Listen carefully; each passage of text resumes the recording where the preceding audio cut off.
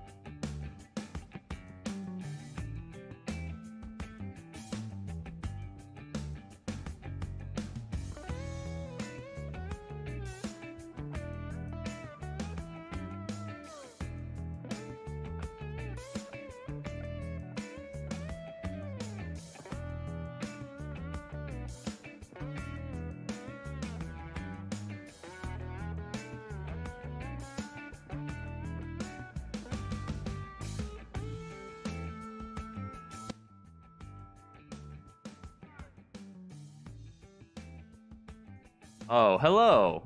I was muted. Would you look at that? Good afternoon, good evening, depending on where you are. Glad you could join me for this match tonight. We've got TNT versus VOLTRON going up against each other. And let's see if I can bring things up.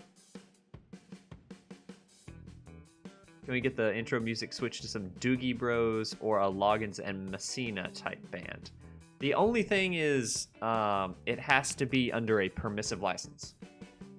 So, right now, the music that I'm using is YouTube music. YouTube has a music platform that allows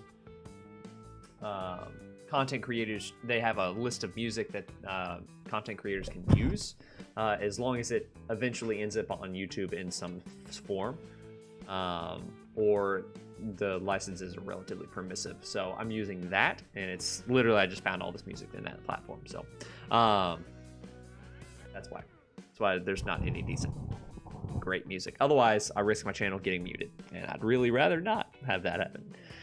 So yeah, we've got TNT versus VOLTRON.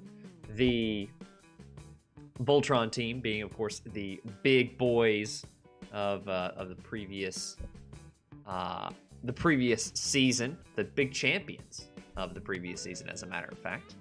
And so yeah, they are coming into this being the favorites in this matchup. TNT, though, a very strong team, and particularly when it comes to practices, they are the team to put in the time and try and get better as best they can. In game 1, having Parawaki just let me know that it is going to be Dust 2. It's going to be game 1, and that is a Voltron pick. So we're going to be getting started any moment now. I need to set up Pavlov with the deets. No, go away. Pickle let you know. Yeah, you did. What do you want?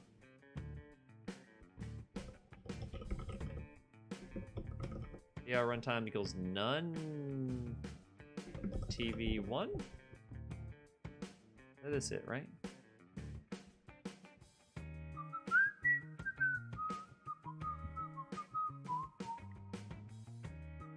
Oh, I said Parawaki? Well, you sent me a message that said Parawaki. Sorry. Anywho. Ready to launch. Okay, let's see if I put in the correct flags. Please say yes. Oh. What the hell just happened?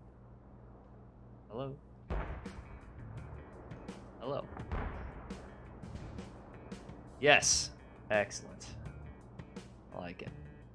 Okay, I'm going to put you over here so I can see this. Yeah. I like it. Okay.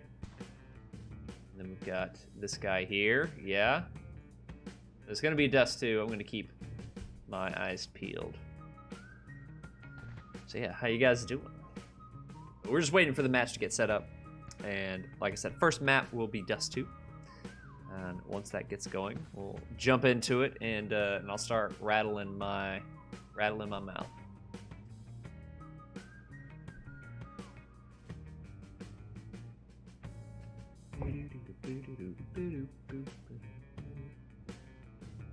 And damn it, Neville, you hating on my music? I like this music. Damn it. Actually, I'm gonna go grab a beer. I'll be right back. Oh.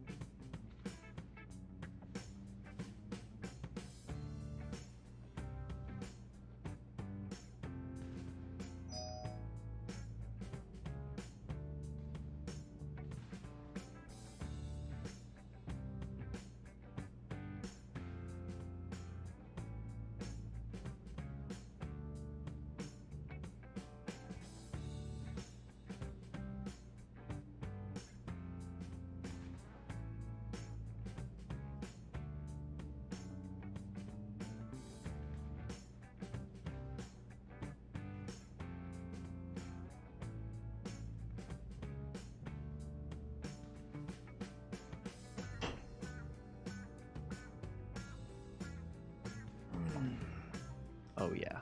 So we've got Sam Adams Oktoberfest. Make sure I'm gonna miss the match. Okay. Yeah, we got Sam Adams Oktoberfest up in the house. Pretty excited about that.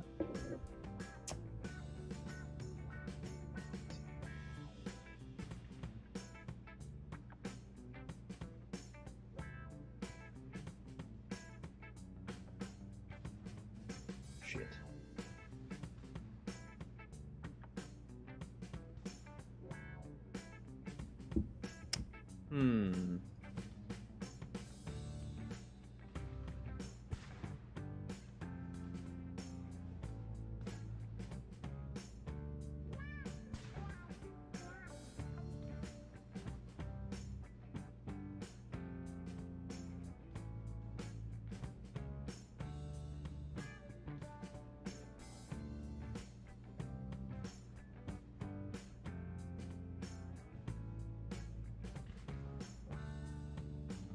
Crap. Work.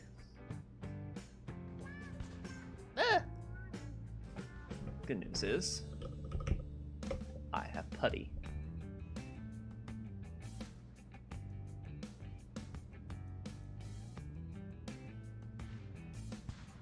And we're still waiting on Dust 2 to get started from VOLTRON. So as soon as that match shows up, we'll see how it goes. Ah, damn. That's good. It's good beer. We got a whole keg of it from Kegerator.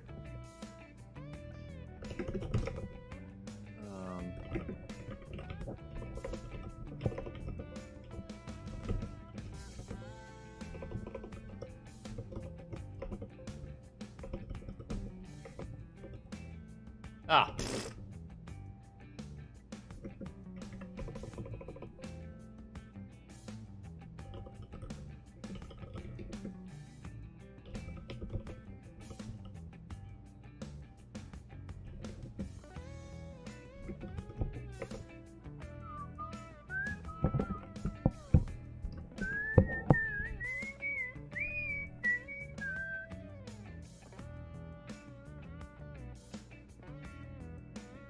Wow, I'm glad we got that note. I'm glad you mentioned that because ugh.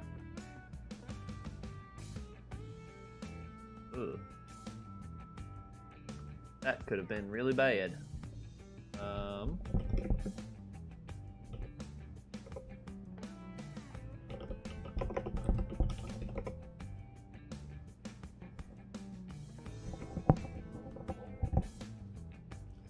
Yep, still waiting on Dust 2 to get started. Unless it got accidentally started on not competitive. Which it did not. That is good. Actually, tell you what, let's just jump in to what? Yeah, there you go.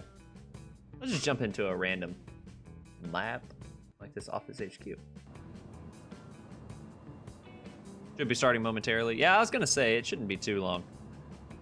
I imagine we're just waiting on an extra. Download the update to the map. Gotcha. Dust 2? Dust 2 got an update? Think they're in it now? They are! They are. Let's jump in.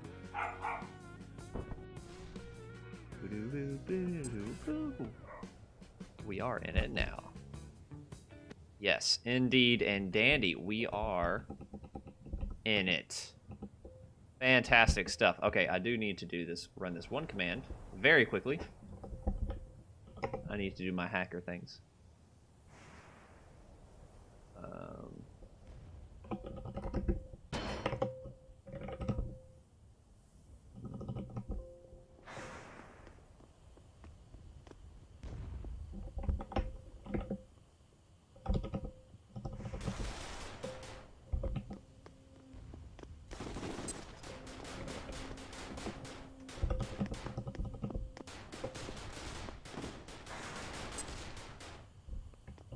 Cool.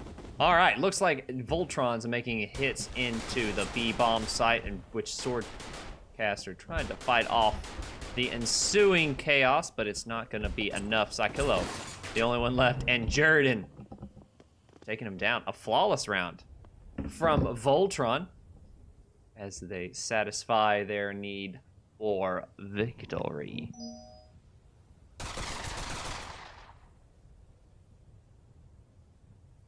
Cool.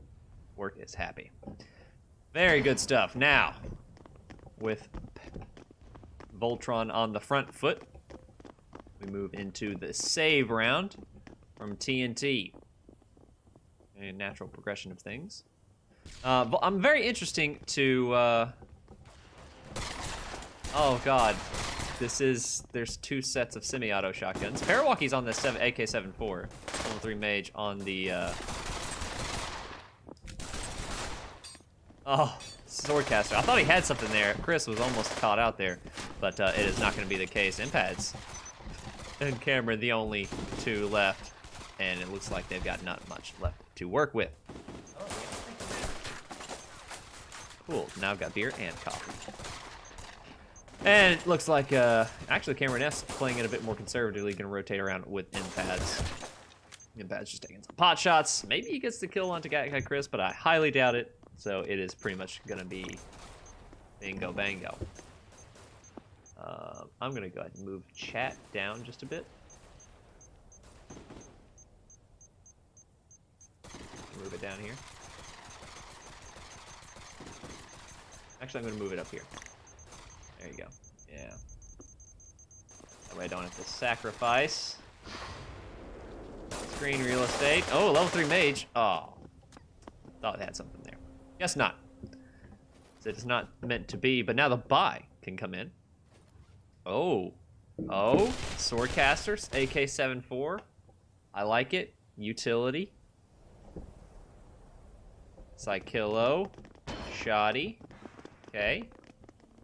And looks like the 2 players that were on shotguns the previous round bought into AKs. Now, this is something to consider if you are Voltron, as buying into those M4s/AKs after having bought those shotguns is pretty economically inefficient, as you might as well have died in the last round. So pretty much you generally want to play with bonus round weapons up to the point which you literally just die. Level 3 mage getting a little bit greedy through the smoke. Impads makes quick work of him. Impads actually gets the 2. Might actually get 3rd, but actually Jordan takes big damage before taking him down. So 2 on 3. Impads delivering a couple crucial kills there, and allowing them to take the personnel advantage. Jordan on low health, going in with the AK, and as you can see, like I just mentioned before, now that they have very few players left alive, their money is going to be in a very rough shape. Since they bought semi-auto shotguns, they bought AKs/M4s, and now they have nothing to show for it, and they have no money to support them in the next round, seeing as though they have lost it, and actually got reset as TNT take the round. Rip face cam. You know, I'll put it back on. Sure. I'll put it back on. How about that? You like that? You like that? I'll put it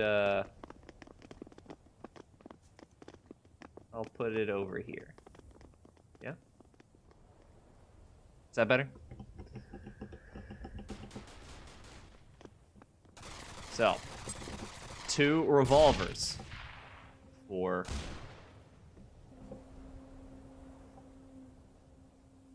VOLTRON. And pads with an AK that it didn't even have to buy. Slaps Parawaki down. That's an M4 out of the equation. Actually, I think he had a 5.7. Raz was on the M4. But yeah, you can see the economic consequences of that mistake. In that they don't get to have the economic benefit of being able to rebuy into M4s/AKs. And that is definitely putting the pinch on their economy now. Impads. A fantastic shot on a level 3 mage. He was full health. And an even trade goes in. Cameron doesn't realize he's dead yet, but I'm sure soon will, as he's got not very much health, and he's got clippers that he will take care of this bomb, save a handful of guns, and end the round. Oh, come on. Come on. Oh my god. What a memer.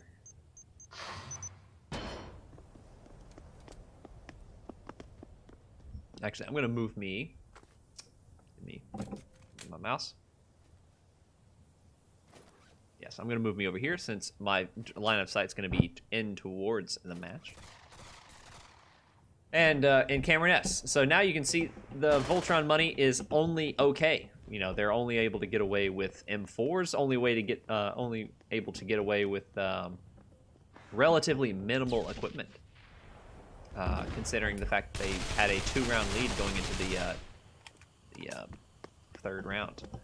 However, it is 2-2, and it is all tied up. Cameron S leading the way for TNT, and that guy Chris leading the way for Voltron. Actually gets a couple hits on his Psykillo, but doesn't able to convert to kill. That guy Chris able to take out Swordcaster with the semi-auto shotgun. and tries to get big damage onto Cameron S, but it's not going to be the case. He's on low health. He's got to be careful on these peaks, as that nade actually surprisingly does not take him down. Now it's down to Empads with a P90. He's probably going to get that guy Chris for sure. Parawalkie still standing out in the middle of the open. Might be able to get taken down. He actually only gets a hit a single time from that range. I am not certain how that series of events occurred. Also, I'm fairly certain that 5.7 rounds do not penetrate anymore. So P90, M4. Well, P90 never penetrated. No, P90 5.7 does not penetrate anymore. 5.7 used to penetrate walls. However, it currently does not. Yes, hello, Empads. We see you. 2-3 as Voltron reclaim a map, but a relatively expensive round win there. Though they will be able to rebuy into M4s across the board. Interesting that they go for M4s and not AKs, as I don't know. I guess maybe it's personal preference, but I personally think that M4s are a little bit inferior. I feel like AKs are pretty much the clearing away better. But again, I think it's just more of a personal preference thing. But yeah, the bomb radius will actually kill now, as Pickle pointed out. So a lot of those players ended up dying. Empads waiting at the smoke. I don't know. I think he could have pushed through that smoke no problem, seeing as though I don't think anyone's going to be holding up in main to kind of prevent that push. Do you ever play VR? I do. I wreck pubs all the time.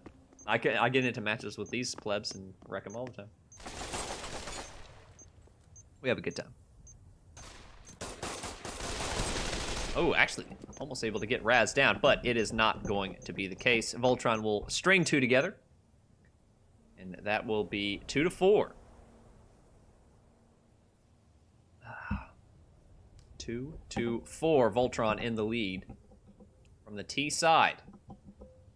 Ooh, plenty of toys on the ground for those to play around with.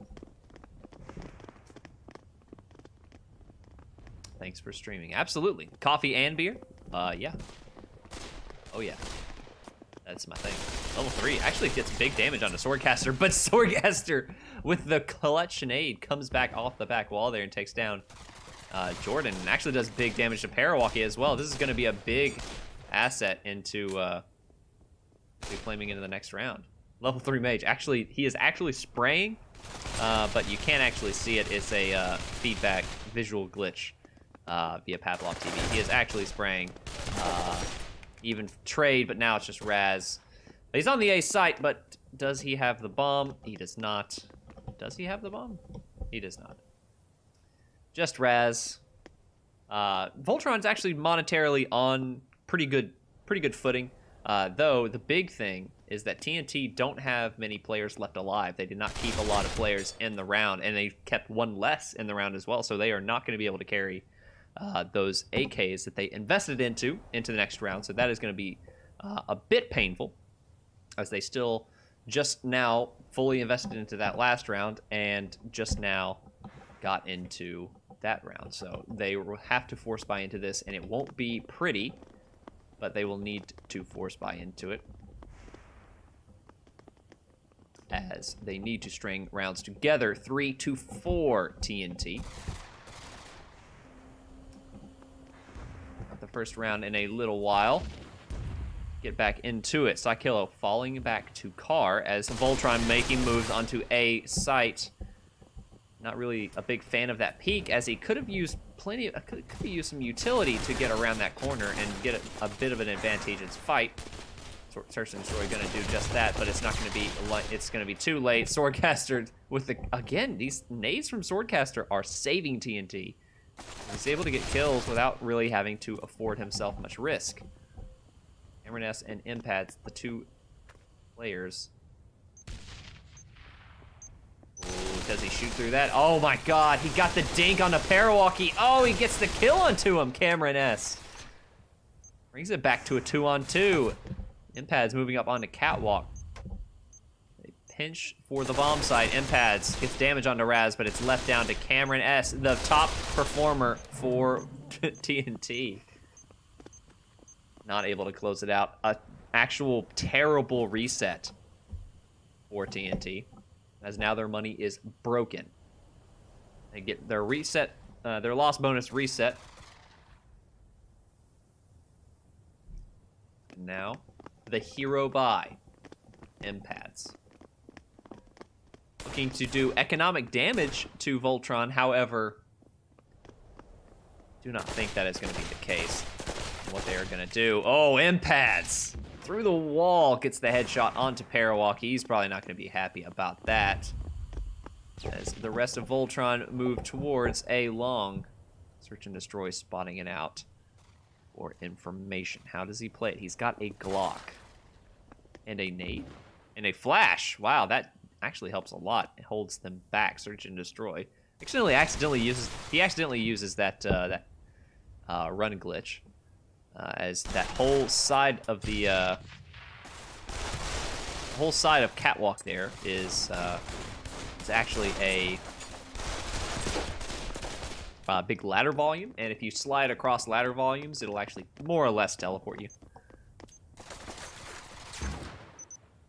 Oh, Swordcaster here with an actual salvaged M4. Tries to make the spray happen, but it's not enough. He doesn't have the control for it, and actually misses every shot onto Raz, as they're going to clutch out the half at 3-6 from the T side. Now TNT will need to do work on their T side. Now, here's the thing about VOLTRON, okay? They have a sister team now, REKT, R-E-K-T, Robo Electric Kitten Team, that they actually scrim against on the regular. And now, TNT has something similar in Dynamite that Impads is leading up. However, they don't scrim against each other nearly as frequently. Impads. Oh, Raz here. Oh my god. He's gonna take the shotgun here. Oh my god, he's gonna hold A long. He gets 2 kills. Actually doesn't get the shot onto Search, but does a big damage to TNT. Gets a fantastic trade out. That guy, Chris, actually cleans it up. So that's a 2-for-1. Make that a 3-for-1, actually. Including the trade that happened from Chris. Impads. Gonna try and get some shots onto Parawalkie. Parawalkie with a revolver gets a meaty hit onto him. But it is not going to be enough. Cameron S, again, left on his own. And it is not going to be enough. A 7th round for VOLTRON as they secure the pistol round. 2 sister teams, Blacklist as well, you're right. They play 2 practices a week with all 3. So that's something that VOLTRON has in their favor, as they are able to sharpen steel and steel. Every Friday and Saturday we did open practices. Open practices. I've never heard about this. So they're gonna have an experience edge, just using each other as you know, as a way of sharpening each other against each other.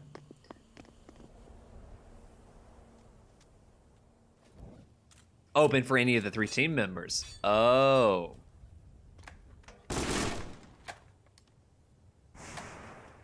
But here's the thing.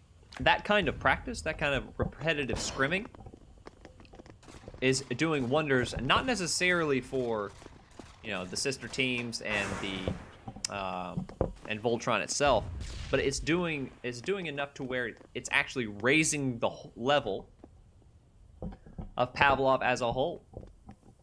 And the thing is they are increasing the competitive level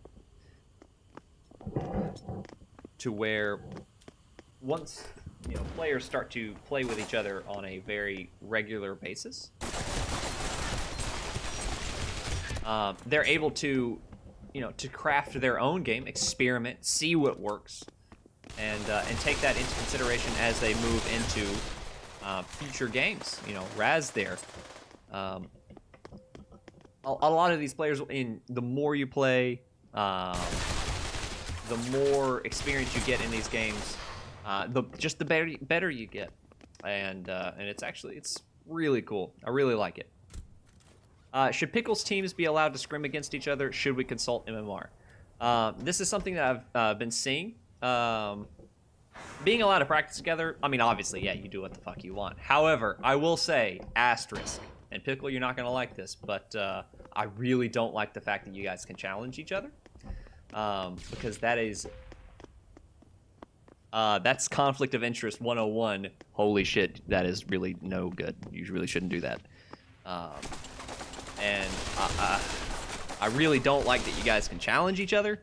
You know, if you guys can play each other every week, yes, it's great. You know, I think that's fine. But that's really not cool. And just like that, VOLTRON losing one player shuts down TNT on their CT side.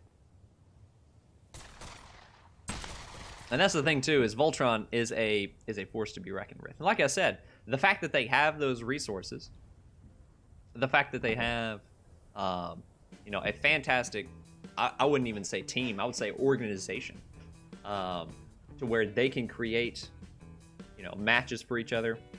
They can create opportunities for their players to grow.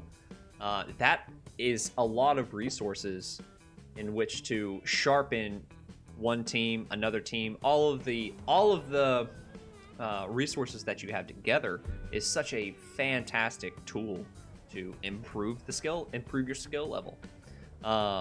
You know, Wrecked, you know, that sister team is reaping the benefits of playing against the best team in the league over and over and over and over and over again, to the point at which those repetitions are starting to sharpen them against what they can do, what they can do. You know, what specific player roles are and what you can expect your other team to play. And especially playing as a team like that, you can really start to figure out, okay, like, this is what this player's going to want to do. This is what this other player's going to do. This is how we should play together. And you can then experiment, you know, player on player, how you play together, you know, and how you kind of interact with different parts of the map on Dust 2. How do you take B? How do you take A? How do you take mid? You know, how do you do all of those things? You know, you can work together, and just the repetitions and going over and over and over again, you eventually sharpen your you just sharpen those skills, and that's something that is definitely very valuable to have.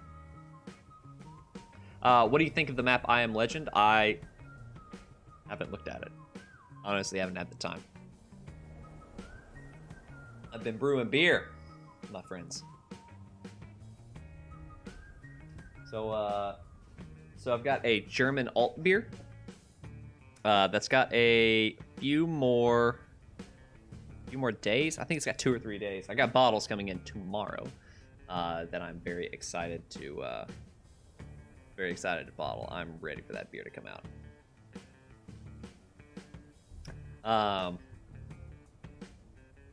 Yeah, so pretty excited about that.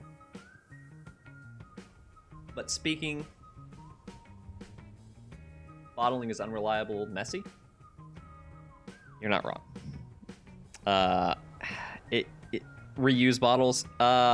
We have a kegerator, and I really just don't want to buy a corny keg, because corny kegs are expensive. Not only do we have to buy a corny keg, we would have to buy the fittings for the corny keg to hook up to the kegerator, which I really just don't want to do, honestly.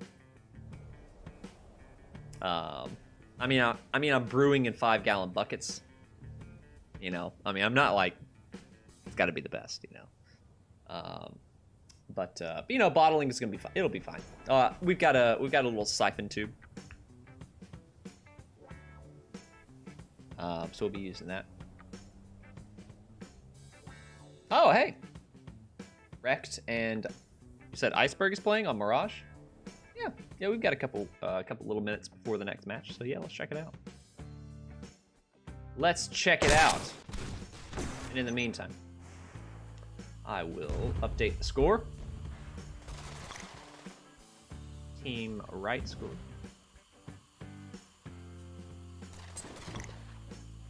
One. And then I'll just hide the overlay. How about that?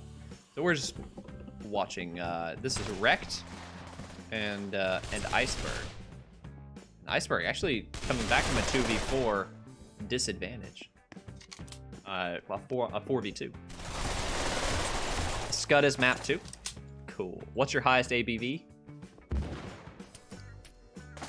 I don't have a hydrometer, so I didn't measure. I'm just doing it. Wrecked game one, Wrecked 1 game 1, 10-3 manner. Yes, I saw the manner up there, but I didn't know what the score line was. Really don't have all my camera lines set up. Weird.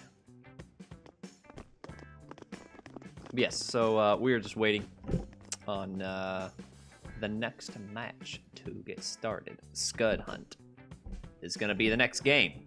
However, in the meantime, we're gonna watch Iceberg take on Wrecked Tarmac.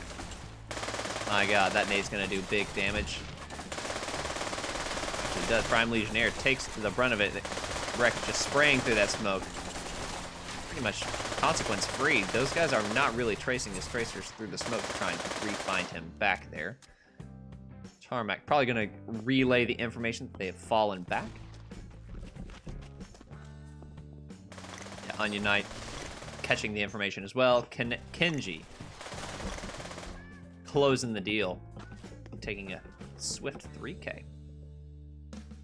First 3 kills of the map. Beer makes you fat. Get a still.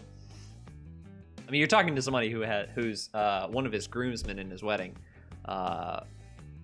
makes moonshine, like backwoods moonshine, and that shit is good. That shit is cash. But no, this is the first time brewing beer, you know. And maybe it'll make me fat, but hey, I could use the fat. I'm rail. I'm skinny as a rail. Onion Knight. Oh, does it get this kill? But target will. Gets the kill onto Kim Jong Trill. And maybe he makes it a 3K. Meet my loaf. Should consider himself lucky, because he just makes 2 misses from Onion Knight.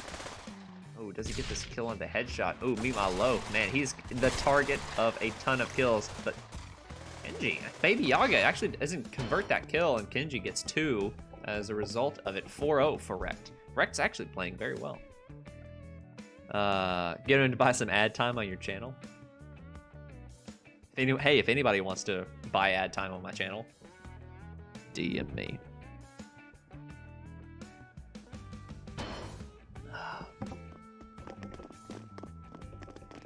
But no, he lives in Spencer, Tennessee, and you've probably never heard of that for a reason. It is tiny as fuck.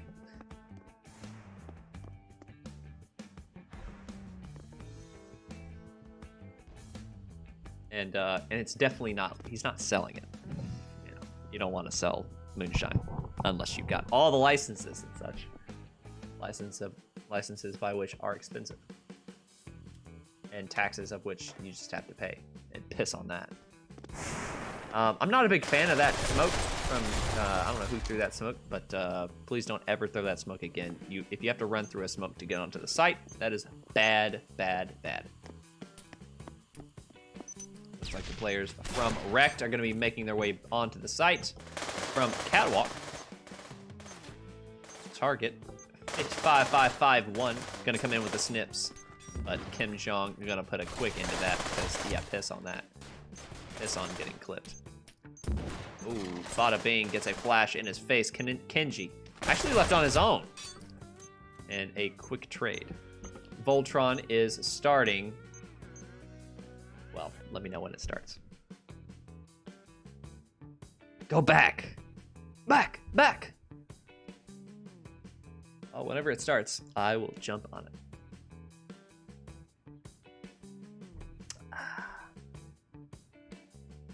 Come on. PQ. Scud hunt! Oh, nope. Wait. I have to wait. Otherwise, I'll get a demo feed playback error, and it'll just crash my game. Yes. I like it. Scud hunt. Now, this is an interesting map for many reasons. One of which is there are a lot of intricacies to this map which have been unexplored. Mainly this A site. The whole A site of the map is very lane driven and more or less requires mid control to hold. And here's the thing too, is CTs don't have a good way of taking mid control. You know, the fact that you have to enter mid as a CT from this little hallway and nowhere else can you really contest mid other than contesting from mid to B. That's pretty much that's kind of a I don't know. That's a kind of I kind of wish that would change, because that is a big problem at CT, which makes this side of the map a bit CT side, a bit T sided rather. Raz gonna be contesting mid like a boss, and gonna take a deagle shot to the chest to pay for it.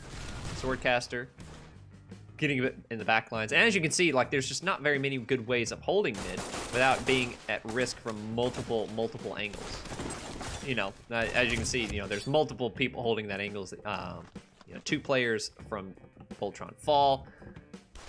Actually, yeah. So CTs, it's just so hard as a CT to hold mid, and I mean hold positions in general on the bomb side. So, cut the music, yes sir.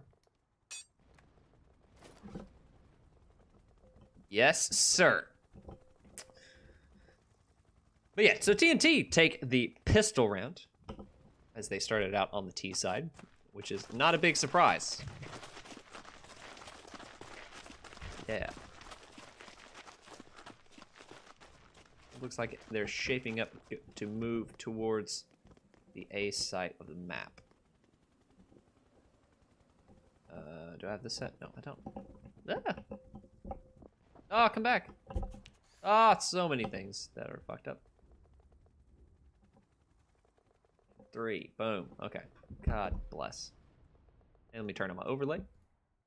Bless, what am I doing? God, well, good thing nobody died yet in the round.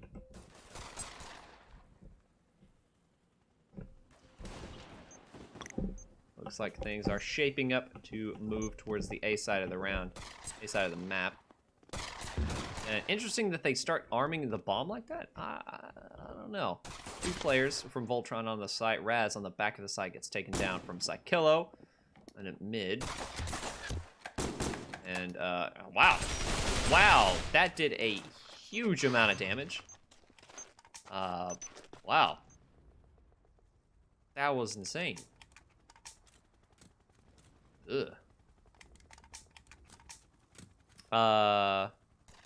You can map locations to the F keys? Yeah, I know. Oh, I just haven't done it to any of these. Any of the maps, any of the new maps. Like, I've got most of Inferno set up.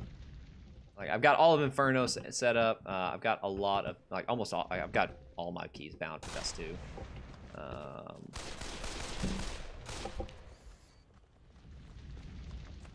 But yes, TNT on 2. Level 3 Mage actually wins that fight. Now CT's working from a bit of an advantage. Not bad, as T's start to move towards mid-control. Oh, Cameron S. Oh, my boy, what are you doing? What is this? What is this? Oh, Cameron. Jesus.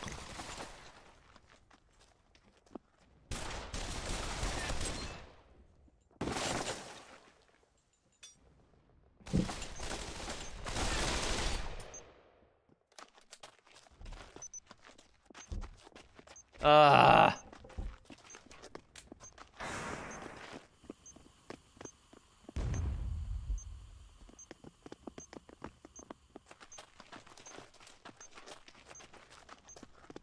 sorry, boys and girls.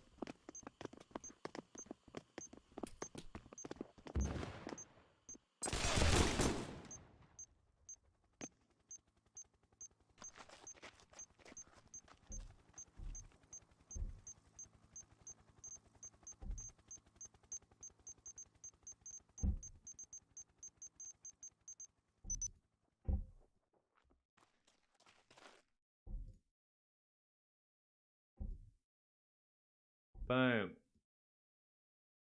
Are you happy, Neville? Is that fancy your pickle? Excellent. Cool. Sorry about that. Hey, look. Voltron. Securing a CT round.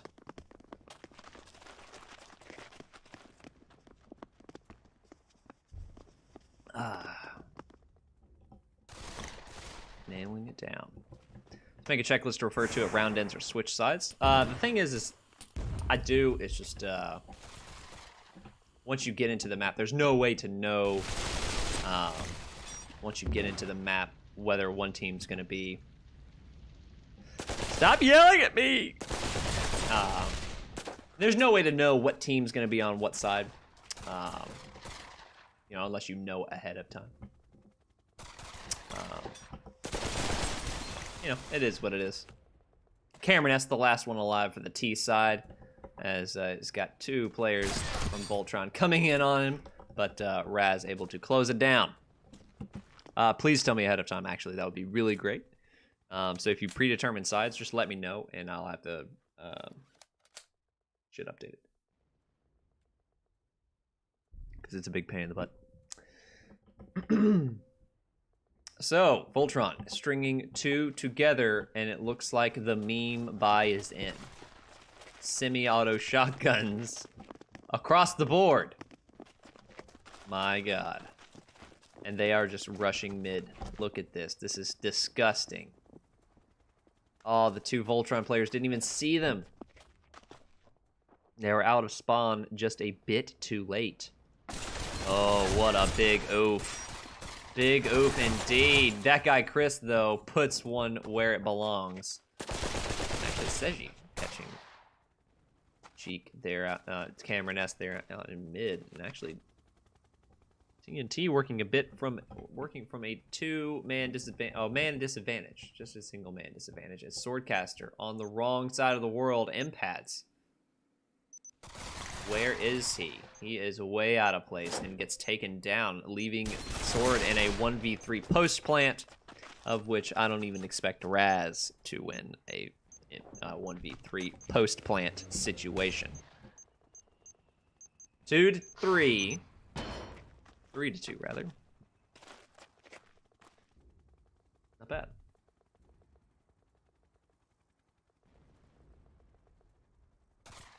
Soak up that scoreboard, fuckers. What bomb site does that mean?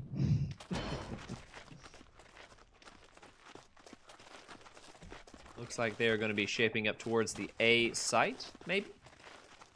Maybe. Literally, Impads is the only one going to the A site. They're actually killing a lot of time by kind of showing some indecision in spawn. Raz going to be able to beat those TNT players to the punch on mid rather. But it looks like mid controlled.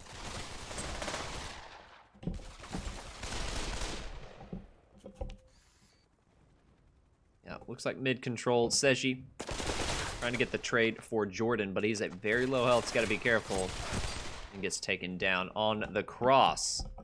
Psykillo and Jeek there, making sure the trade does not happen. It actually works in their favor. Psykillo, though, gets his hat taken and removed by level 3 mages. Looks like they're shaping up to this B hit. Now, this is a big problem point. Is now all of those players are in B mid, and level 3 mage can work from behind B main, as there are no players there. If they were to instead to pinch the bomb site, level 3 mage would be under a lot of pressure having to hold down 2 angles. However, level 3 mage is still left on his own, but gets away scot-free. You know, if teams pinch the bomb site instead by coming from both A and B, from both B main and B mid, then that B anchor would be under a lot of pressure, and it would be a lot easier to take the site. Level 3 mage gets a flash on a swordcaster, a fantastic entry.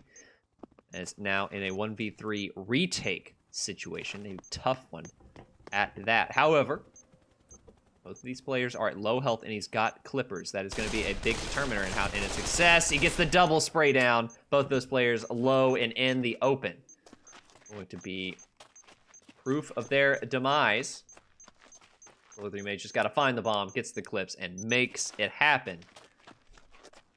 Nails down the 1v3. Not a bad situation at all. That was actually a very winnable 1v3. I'm not sure if he knew that those players were low or not. I'm assuming that he did. Because if those players weren't low, he should not have taken that 1v3. But, fantastic work. Nonetheless, as VOLTRON secure their 4th in a row. Look to contest mid. Raz firing some speculative shots. Jordan actually taking peeks into mid. I actually like this. Raz and Jordan, you know, showing presence and showing pressure on the 2 entry points to mid, not letting them have it for free. TNT, though, will win it. Win the fight from mid. However, level 3 mage playing at the off angle does some damage onto Impads. Impads more or less stuck here. Oh, did he hear that drop from Seji? That is a big question mark. Impads showing some presence towards B as the rest of TNT move towards this A site. That guy, Chris, going to be the receiver of this pressure. Relay that out, and it's going to be a rotation coming in for the rest of the players. Raz on the site. They've got to make this cross. They're starting the plant. Cameron S takes down Chris on the back of the site, though Swordcaster gets the flash onto Raz. Very good flash. He's fully blind. Comes back in and tries to get the plant prevented. Oh, another flash comes in. Sword able to win it. Level 3 mage now in a 1v3 retake again. However, Jeek still on full health on a ramp, though it is not played for him. Impads. I'm not sure what his plan was there. Level 3 mage. Sword is at low HP, but he's going to get caught with a flash out. Actually kills Swordcaster, but it's not a 1 round. TNT win their first gun round. Are they playing Jordan? I hope so. I like Jordan. I like the map Jordan Market Siege. I really like it. Yes, this is Scud Hunt.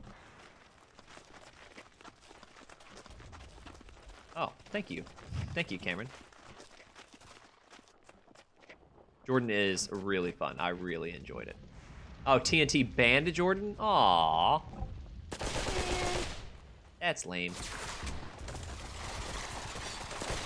Alright, Jeek. Trying to make the entry, but Seji there to hold the B mid aggression. Cameron S and Sword making entrances from mid, and this is where those railings start to become a big problem, as now you can adjust the verticality very well, and it becomes very hard to hit as TNT players struggle to take this B site. Trying to change the pace up, level 3 mage scores a touchdown on the Jeek. Though it's Impads in a 1v5, got the first kill, but it's not probably going to be much else out of this. Oh, level 3 mage with a perfect flash. Gonna be able to take Impads out in a 5th round for VOLTRON from their CT side. Now this is a relatively T-sided map. How many entrances are there to each bomb site? How do you think that compares to a map design on most competitive objective-based first-person shooter? hold that thought because that's a big topic. Map design in general is a big topic. So ask me later. Look at that clutch smoke. Oh, who threw that? That was clutch. Look at that TNT making full moves into the middle position. That guy Chris and Raz nowhere to be found, though Chris will open it up. Oh, though Cameron S trades right back. That pump shotty proving to be a formidable weapon. Raz actually taking that guy Chris's place. Ooh, Raz almost gets the flick spray transfer onto Psykillo, but it's not to be. As he takes him down. And it looks like these Voltron players are already starting to retake the A site. They've got to get the bomb down here soon, but it's not anywhere to be found. Gee. It's the spray onto Seji, but it's only half HP that he's able to do. Level 3 mage now coming in from back lines. Now, where is the bomb?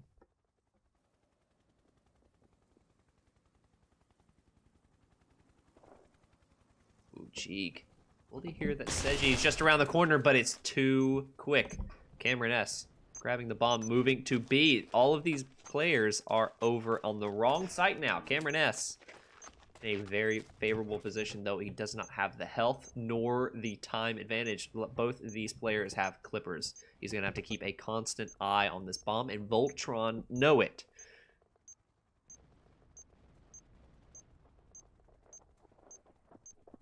Seji gonna make moves on to the clips. Oh, but he's not gonna be able to stop them. The clips are just too fast. Interesting that Voltron favor M4 over AK. That is a good point. I made that point earlier. That almost always Voltron, if they have a big rifle in their hand, they'll go with an M4. Now, I don't think there's a coincidence to that. The recoil on the first 7 to 9 bullets is much better. I agree. But it could just also be a coincidence. But losing the thing is now that dink damage is great. Is now that dink damage is there. God, level 3. That was insane. Raz. Now that dink damage is there, the M4 is fantastic, and it's got a rate of fire increase, and it's got a whole lot of things into it that work towards it being a very good option. Now Seji gonna be rushing in. Oh, Swordcaster.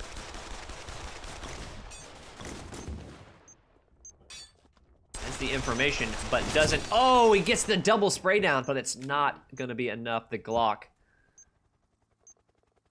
only good for 2.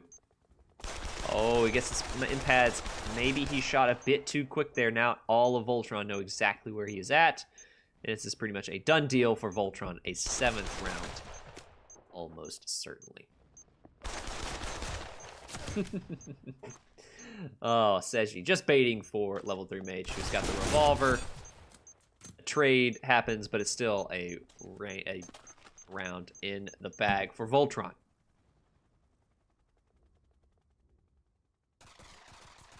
Dude spends days in practice range. Dude, I know. Dude, like level 3 mage. And there's another player as well.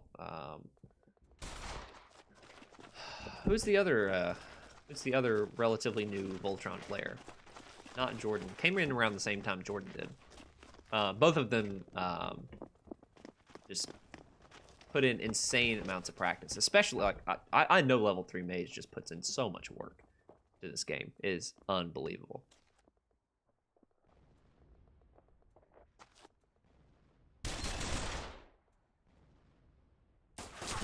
And it is mid-control in the bag for Voltron, wanting a bit more. Starting to move in. Mark Day with 30 bits. Thanks so much, Mark. And a save round from TNT. Almost certainly going to make this a 8-3. Jeek actually gets the knife onto Seji. Not bad, all things considered. But it is going to be a round for Voltron, as now they have Good stuff. Bits are effectively pennies. So every 100 bits is $1. And it's a way to show your support. No one special honest is now following. Thank you so much for the follow. Really appreciate that. But yeah, so you get bits for watching ads on behalf of viewers. And you'll get bits that you can then donate to those. It's also a something. I don't know. I use my Amazon Prime to sub to you monthly. Interesting. You're not marked as a subscriber in the chat.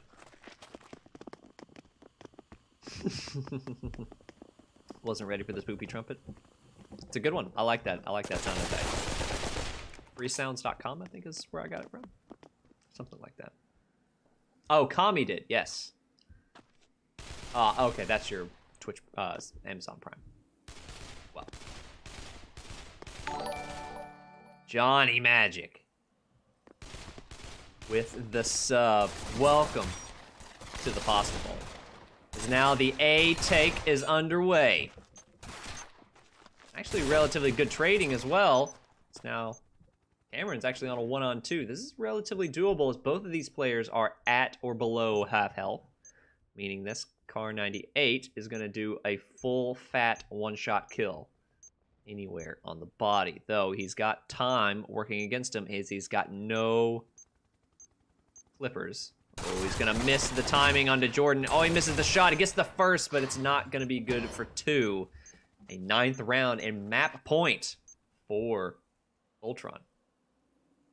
She's my roommate wife. Yeah, I mean, you share it. Yeah, I know how it is. Don't spend that long in range.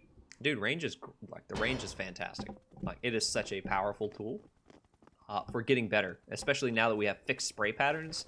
Now you have a direct association with, now that we have spray patterns, the more time you spend in a range, the better you will be, straight up. Like, that is, there is a way that you can directly correlate that now. Because the more you know the spray pattern, the better you are.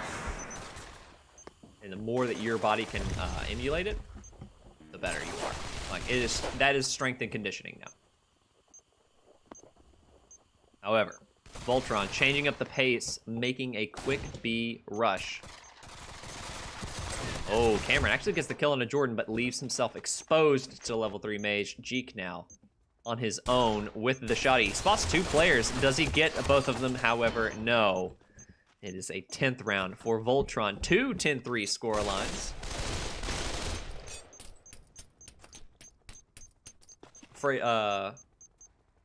I say you shouldn't play each other. Actually, I think playing each other is fantastic. You playing each other regularly is kind of sketchy. But yes, anywho, it is VOLTRON who takes the lead 2-0 on 2 10-3 score lines, showing their prowess on many different maps. Scud Hunt being the most recent affair, and Dust 2 being the first affair. An easy rocket with 26 bits. Beep. Boop. Thanks so much, Rocket. So I've got my, for those who don't know, Sam Adams Oktoberfest. What a banger. Like, what a banger. It's good. As we've got plenty more Pavlov coming your way. So we've got, actually, Mafia and Arctic? I think they're playing Arctic. They're playing right now. They just started their first map. I'm assuming. Let me check. Oh, they have not started their first map. I'm assuming they'll start any minute now. Though Mafia tends to run late. So, who is it? Is it Dream Team? Who was it? Dream Team. Yeah, it is Dream Team. Dream Team Mafia. That's right. I was just told about it like a few minutes. Obviously, my head's not in the game. It is Dream Team. You're right. Yeah, you're the one messaging me about it, Rocket. But yeah, so TNT. They look a bit disorganized. I'm gonna go out on a limb. I'm just gonna go out on a limb here and say that they have not practiced as a team in a long time. Maybe they have, but I don't. When it comes down to the raw firepower of VOLTRON, when it comes down to the raw team play of VOLTRON,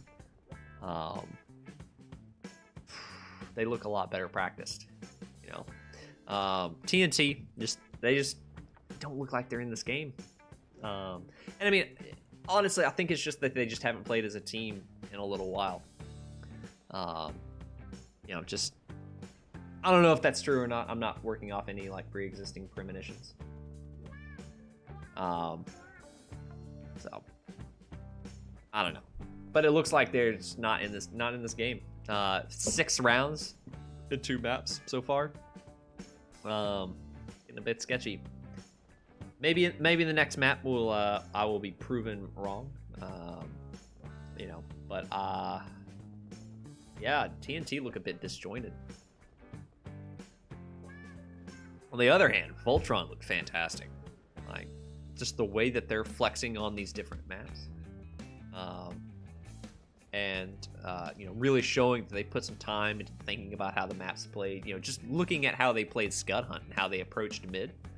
You know, how they sent 2 players from Raz up into mid and whoever played B. To be middle just to try and contest mid and try and get some early damage in, you know, just to try and keep TNT honest. You know, that really shows some map knowledge and how they had players positioned on the different points of the map. I'm really impressed with how VOLTRON kind of flushed out the meta of the map. Their T side was really refreshing. They changed up the pace very frequently. They had a good mixture of slow, grindy rounds, and last couple rounds they really changed up the pace. Really tried to, you know, break the conditioning that they had set up. That's good team. That's good strategic team play, and I'm really excited to see shit like that. That's really cool. So that is really cool, and you just don't get that from TNT. I mean, it takes a lot. It takes a lot of practice to kind of establish that. It takes a lot of role playing to establish that. It takes a lot of things to really establish that. And I'm assuming that TNT haven't made the moves to establish that as of yet this season. Now, I mean, that's perfectly fine. You know, it's still early in the season. There are a lot of new teams in the season that are probably in the same boat. However, with the advent of all of these sister teams, the pressure is really on for teams that don't have a sister team to really bear down and start practicing more regularly. Otherwise, you will fall victim to the fact that these teams are now practicing on a regular basis, and they are getting better at a very rapid pace, and they will outpace you almost certainly just for the raw time they put in the game. You know, now there is a fixed amount of maps, and if you are good on those maps, and if you are good enough on certain levels of maps, you're really gonna have to bear down and like really get good on those maps, and you're gonna need a good map pool now. You're gonna need some team play. You're gonna need an idea of how a team's gonna want to approach a map. So it's really exciting. I really like it. I really like the sister team things. You know, people are kind of, you know, we're very hesitant on the fact that, you know, oh, more teams, you know, like lower team size, which again, big pain point. But with that has come, you know, the VOLTRON sister team, and now third sister team, second sister team, third team overall. You know, now we've got a very high level of Pavlov starting to develop, and I really like that. I'm really excited about that. Like, I'm really excited to see some of these regulation matches between Wrecked, Iceberg, you know, Arctic. I will say, I don't think Arctis is doing the same thing that Voltron wrecked Blacklist are. Which, that really should be, because they got a lot of ways to go.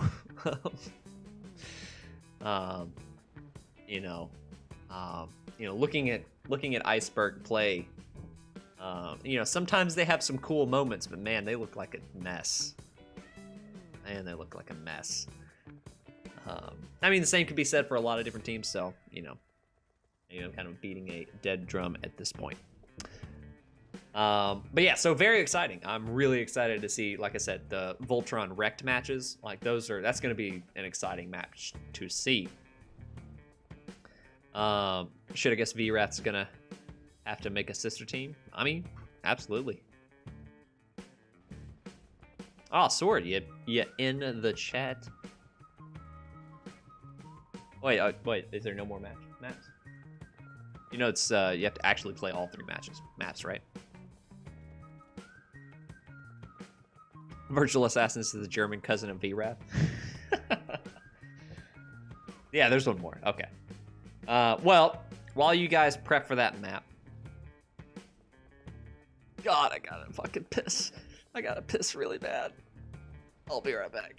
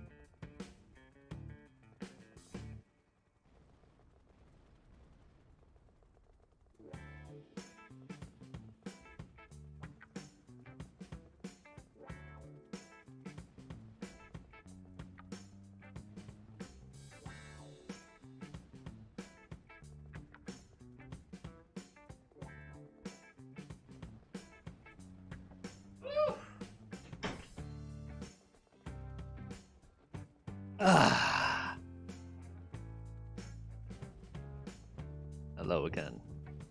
I think it's just started.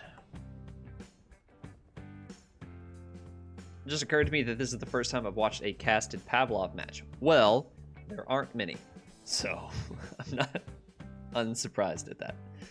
Mirage is going to be the 3rd map of this not best of 3 map series. And it looks like, as soon as we get it brought up, looks like Voltron has already taken a 3-man advantage. And just like that, blat. Double revolvers going into it. Yes, stop the music.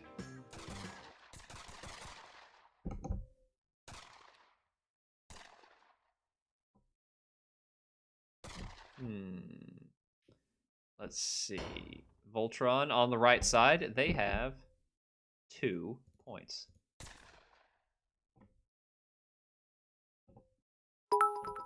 Boop. No one special, honest. With 100 bits. Thanks so much. Thanks so much. And welcome to the stream. Thank you so much for joining us. You did it.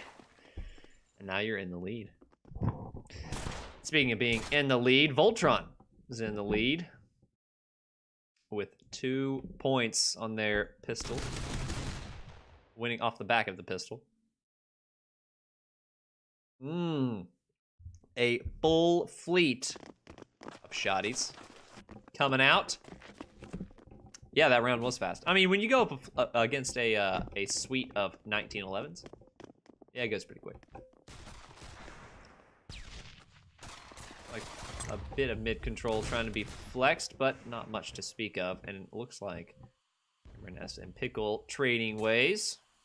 Now the rest of TNT start to shape up towards the B side. Impads taking an introductory duel. Trying to show some presence. Psykello and Search trading in the way into the site. Now level 3 Mage. Gonna try and take his hand. Gets a kill. Psykello is trying to trade it back. He actually does. Now that is the B site unlocked. However, I don't think he is aware that Jordan and that guy Chris have already rotated onto the site. Now this is something that's in a fundamental principle of taking a bomb site, is that once you trade, once the first trade happens, you more or less have to jump onto the site, or players will rotate and you will not have enough time to get the bomb down. 3-0. TNT getting a bit slow on that take, and definitely paid the price because of it. Yeah, once you slow down, once you grind to a halt like that, it becomes very tricky to actually make your way onto the site. Once the trades were there, the trades were even, and the trades were great. However, they did not move onto the site fast enough to get CTs to get the bomb, to be able to get the bomb down, and that is a big problem. As now you can see, TNT shaping up towards the A site. 2 players here. That guy Chris floating around in mid, and Jordan just flexing around in the ticket booth. 4 players looking to explode out of the palace area. Might catch Pickle and Jordan out here. No grenades to speak of. They are going to have to do this dry. And Pickle here going to be the receiving end of these shotguns. Jordan also contributing to the crossfire, and it's just a slaughter. TNT players falling left and right. Not really much of anything really speak about this round, other than it's going to be a 4-0 Voltron. Maybe they get the bomb down, but I doubt it, as Voltron players starting to swarm the positions. Crossfire works out, they're good for 1, but that is all. 3 players left alive for Voltron, and it is a 4-0. TNT looking a bit, again, disjointed, unorganized, a bit of a mess. And Voltron holding steady, showing that they are calm under pressure. And yeah, the buy, a bit of a mess. 2 semi-auto shotties, Car 98, M4, actually Raz. It's a big Car 98 shot onto him. That's big damage. Impads. Oh, level 3 Mage actually gets a big flash, a big nade onto Psykello. And then these nades are crucial for the CT side to be able to effectively land, as they will enable you to get a kill without having to expose yourself and risk a trade. Impads with a trade of his own, though that guy Chris takes care of Jeek from the lower area. The Search and Destroy actually able to successfully take down the player in Catwalk in Pickle, but that guy Chris trying to trade it back, gets the kill on a Cameron S, and that is exactly what Voltron needed to keep themselves in this round. Search and Destroy moving in from mid. 40 seconds left, not much to speak of in this round. Jordan not taking very much damage on that shotgun blast, and a 5-0 for Voltron. As the TNT continue to run into the slaughter. No grenades. Impads, the only player holding grenades. 2 smokes for Impads. Oh, poor guy. Aww. Oh. Oh man, that's gotta be brutal. And a B hit. They're shaping up for. They've got to move fast. So level 3 mage getting the kill onto Cameron S. Level 3 mage, again, just gonna throw these nades all day. Baiting out the utility. Inside killer, actually showing the bomb. Be very careful here because if he goes down, the bomb is gonna be in a very unreachable place. Speaking of unreachable, mid control is seized by VOLTRON. Raz playing carefully in around the connector, knowing that Jeek is down in underpass.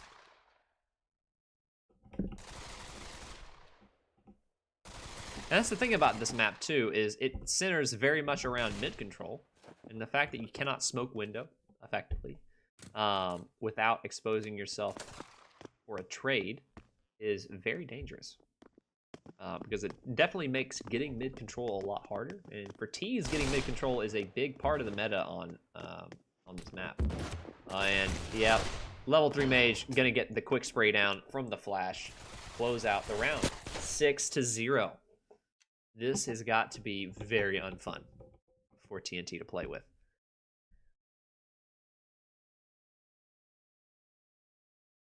Can't hear a thing, but you can see the hand signals tell the whole story. As Search and Destroy insists they go towards A, and Cameron S pisses off towards mid.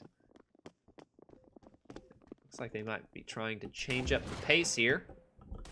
Jordan effectively gets flashed off. Jeek, though, takes a brunt of a big fat nade. Pickle, that weirdo left-handed guy, on triple to receive. And Jordan up on the palace balcony there to defend, but it's not going to be enough. Cameron, the last stand for TNT. Actually gets 2 kills from mid. And has 2 more to find, and the bomb is on A.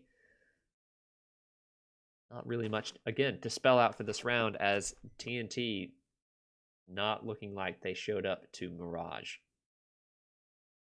Lefties will reign supreme. Shut up, Parawalkie. You suck. No, you're cool. You're fine.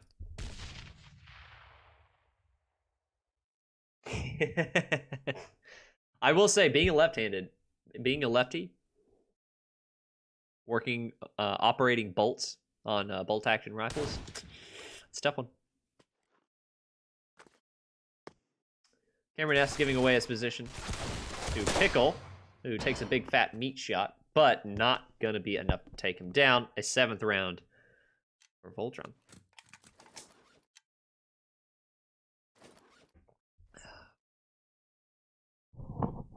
Yeah, I will say, being a left-hander in a lot of VR games is a mixed bag. Like, sometimes it's fine, but a lot of times it's not. I don't know. Sometimes the left-handed support is a bit dodgy. And I mean, in Pavlov for a long time, it was very dodgy. Pickle pelting A main with plenty of nades, doing big damage to impads. But Search and Destroy actually makes his way onto the palace and takes care of him. Oh, did he see that Raz from the stairs gets a hit onto Raz? Still at very low health.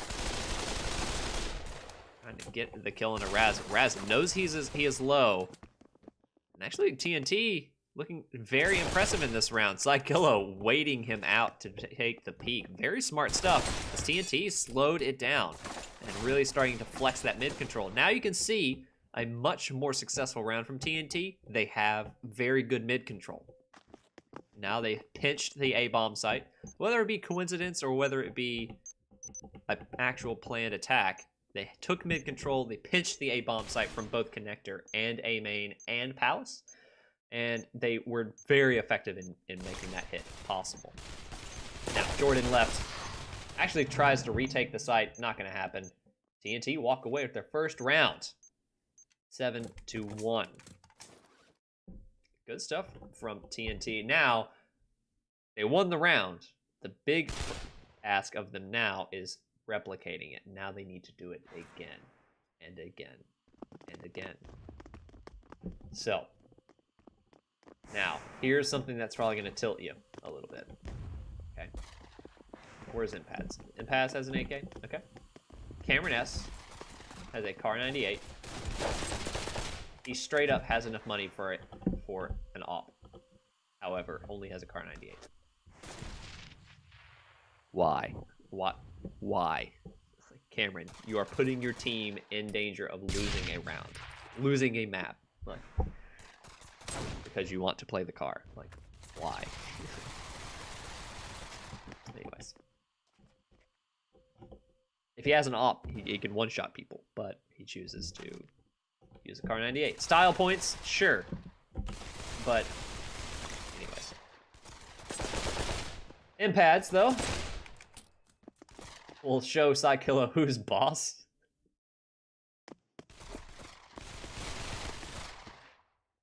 By shooting him in the face.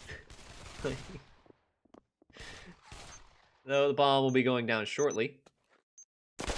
And takes the spray onto Jordan. Didn't really need to take that fight, as now Jeek left on his own. On very low HP. And an even trade. And now we get to wait out the bomb.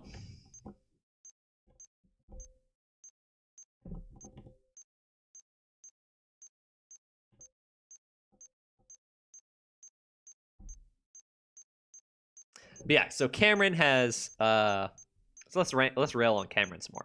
Cameron has $6,000. Okay. I'm willing to bet that Impads will have $4 grand. I'm willing to bet Cameron S does not buy him a rifle. I can almost guarantee you he does not buy him an AK. Let's see it. Oh, that was end of round. Okay. So he ended the round with $6 grand.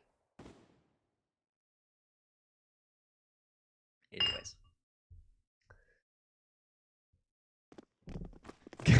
Go team bomb.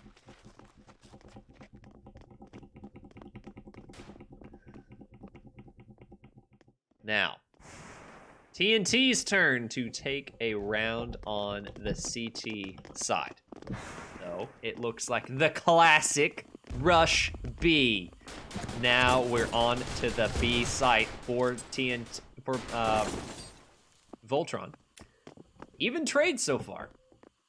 Now Cameron S with the big bore revolvo. Oh, he gets caught reloading in the middle of Jordan taking the peek around the corner, though. It's taken down. Actually, 2-on-3 retake. Make that a 1-on-3. Now Raz, the only player left for VOLTRON. Though, again, if it's someone you want in a clutch, it is Raz. Impads trying to bait him out with the... He's got the sawed-off. 2 players to find. Oh, he almost gets the reaction shotgun onto Cameron, though. Cameron with a big 2 kills? Big 2K. To close out the pistol round. A pistol round they really needed. 7-3. They really needed that pistol round. Now, they really need to convert this pistol round. Now, if I'm VOLTRON, I force buy. I put that pressure on. But, thinking better of it, VOLTRON going to save this round. Yeah, if I'm VOLTRON, I force buy into this one. Because TNT are hurting, both monetarily and, you know, and mentally. You know, they're suffering. Cameron S. Holy crap! Look at that sequence. A big 2 kills. Almost gets knifed. But able to take the kills. Third one make it. Big 3K from Cameron. 1 second he's at risk of dying, and the next second everyone from VOLTRON is dead, less Raz. Fantastic stuff from Cameron. Yeah, that reaction headshot. If he doesn't get that, he gets knifed and dies, and then 2 extra players from VOLTRON live. So good stuff from Cameron. Good thing to see.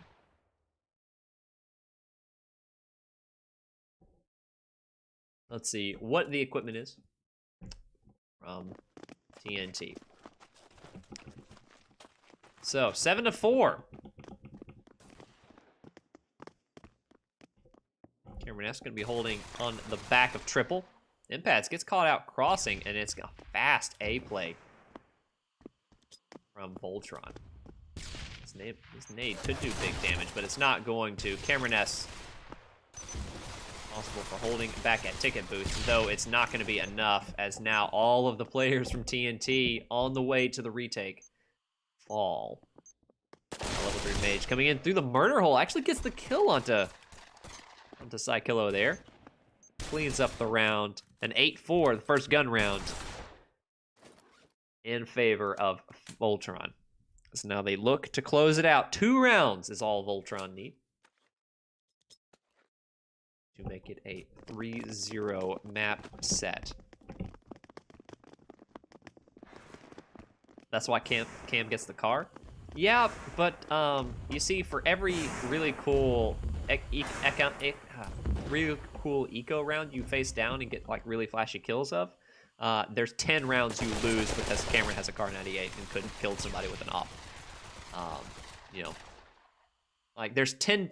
So there's one time that you one-shot somebody that's at half health, and there's 10 times you hit somebody with a car 98 and they don't die and they kill your teammate and you lose the round. Or they kill you, you know, like it's just, why would, and especially if you have the money for an op, why would you even take that risk? Speaking of taking risks, 2 players from VOLTRON ballsily jump out of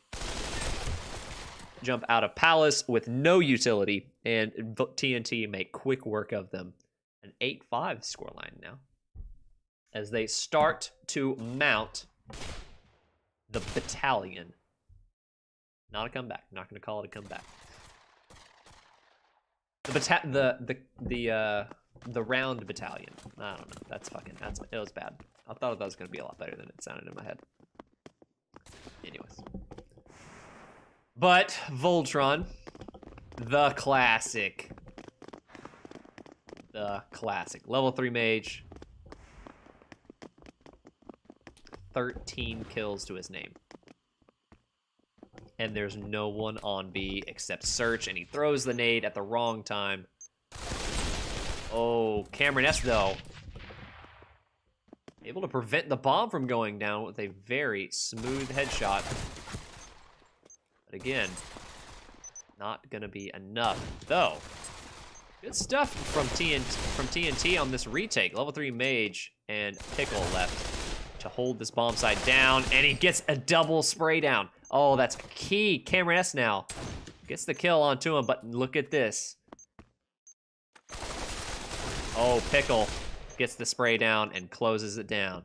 9-5. Map point and a possible 3-0. There's been a lot of 3-0s in the past few matches, rather.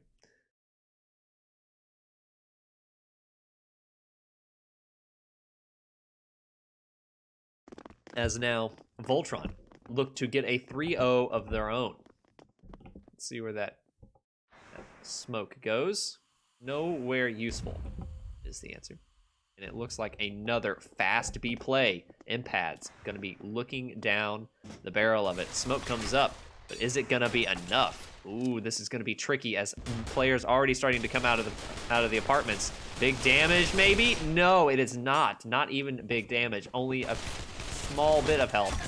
And that guy, Chris, spraying down through the market window, gets 2 key kills. And Psykillo now with a deagle left in a 1v4. He has to ace to keep TNT in the map. It's a nade that falls at his feet as VOLTRON close out the map 10-5. A 3-0 from VOLTRON as they lock it down. Cameron S at the top of the scoreboard. Would you look at that? Would you just look at that? A pretty poor showing from TNT, if I'm honest. But first set of matches in the season, I'm not going to go too hard on them. This is first games after a player breaks, always the roughest. You know, they're always look a little bit out of polish. You know, people take breaks, they relax, and, you know, unlearn good habits. However, we still have Dream Team Mafia going on. So, VOLTRON take their 3-0, first map of the season. And I'm going to go ahead and load up this this one up. The industry map from Dream Team VOLTRON. Dream Team Mafia. We're playing right now in their second map, I believe. And it looks like VOLTRON, Dream Team, are on map point.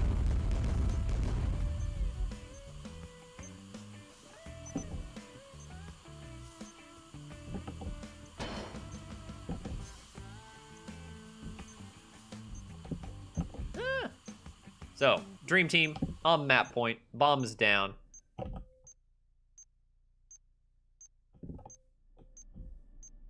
Wait, who's planting? I'm assuming that Mafia is planting the bomb. Rowleth. Oh, Scorch gonna catch him out. Not gonna be a good thing, and Meaty falls as well. And hey, look, that is the second map going the way of Dream Team. 3-10. Is this the third map? I don't think this is the third map. I'm pretty sure this is the second map.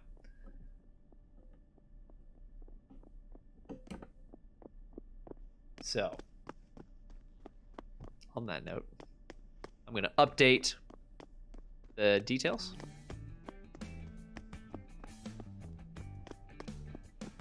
As we now wait.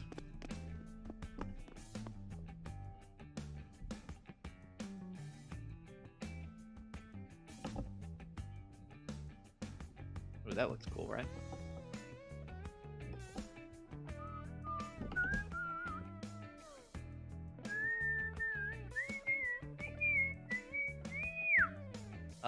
I'm gonna message Boris. See how we're doing.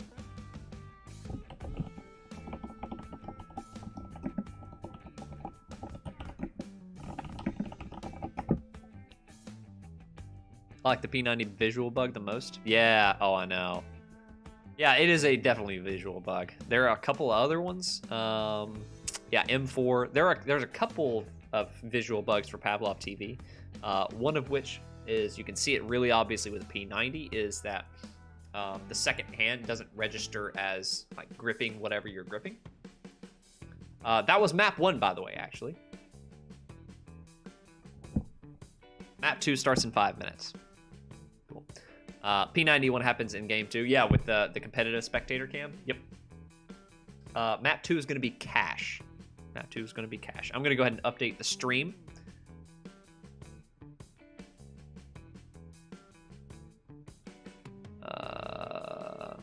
Hello? How do I update the stream?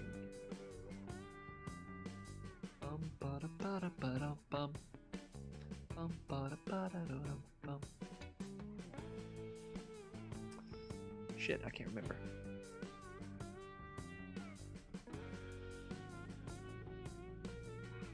Oh, there we go. Okay. So we've got Dream Team versus Mafia. The Mafia. Updated. I like it. Usually top running around sideways P90. P90 bug happens in an actual match. What? Outside of spectating? Oh, like you see another guy and that's how it looks like they're spraying. Interesting. Does it actually happen like the recoil like just doesn't work? Or is it like, does it actually do that with the recoil or what?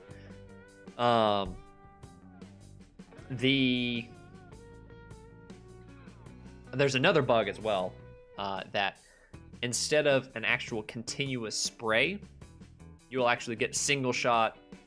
You'll get the first shot of a continuous spray, and you can see it happening on Dust 2, the first map that was going down. I think it was I don't know, somebody from Voltron that was spraying down mid doors, and you could only see like 1 or 2 bullets at a time. I think it was level 3 mage, as a matter of fact. Oh, they shoot fine, but the gun's pointing up to fuck all. Yeah, it's weird. And that's the thing too, is like not really a high priority thing. It's like, oh yeah, you know, like the footage, game footage looks a little weird. Like, who cares? So we've got 5 minutes before Dream Team.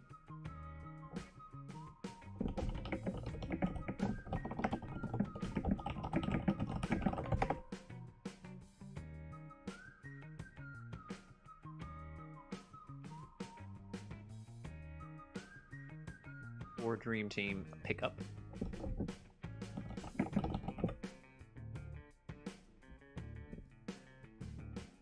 So we'll be waiting for them.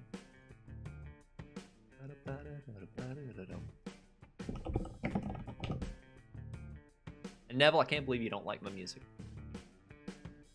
What a dick.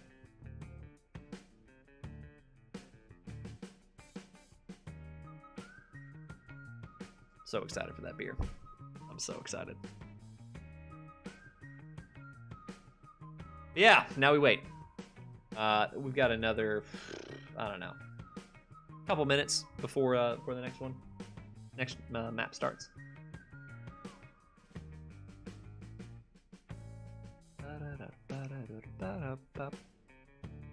T if they had to guess. Cool.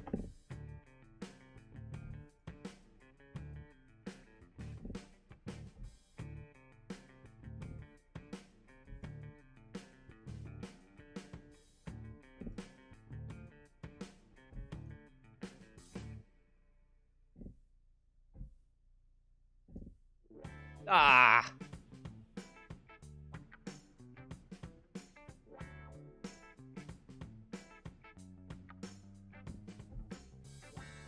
Oh, does that look really bad? Yeah, it does. Shit.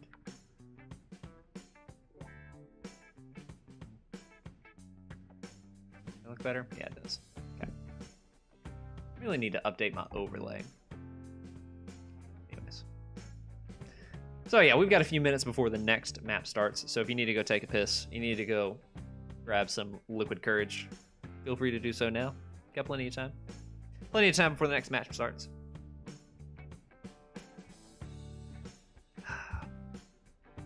So yeah, Mark Day, actually now a developer for Pavlov. So pretty exciting stuff. I mean, the really impressive thing too is he has just contributed so much to the community. Like, holy crap! You know, like he's made zombie mode. No, did you make zombie mode? He's made jailbreak mode. He's helped out with Trouble in Terrorist Town. He made what's one of the other game modes? Rush Conquest. He made that game mode.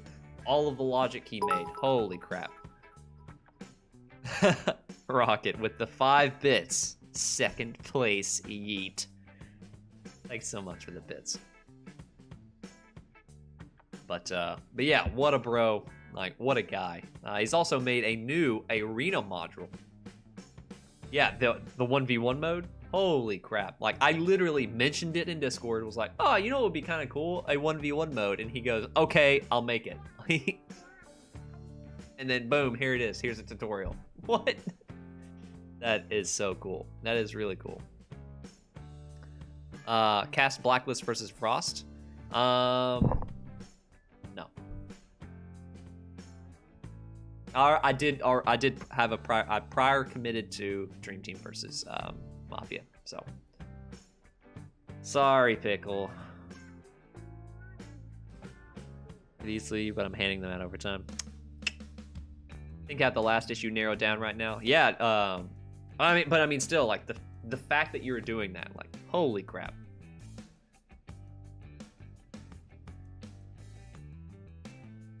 I do Dream Team Mafia too. I'm interested to see how Mafia is coming along, because they've actually been doing some practices behind the scenes. You know, I'm still a member, so I know when they do practices and stuff like that. They do every week. They do a practice every week.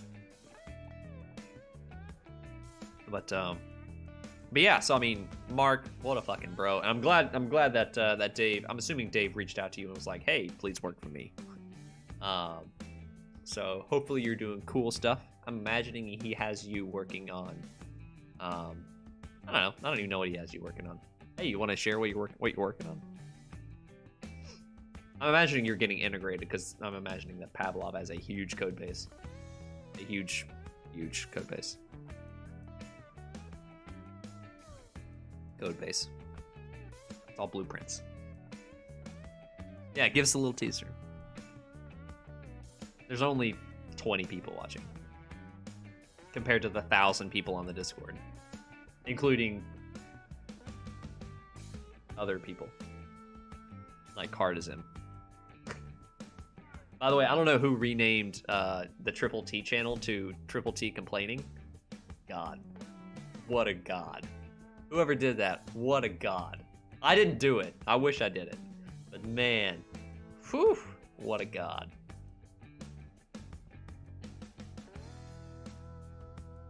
Actually, now that I mentioned that, I'm gonna first check and see.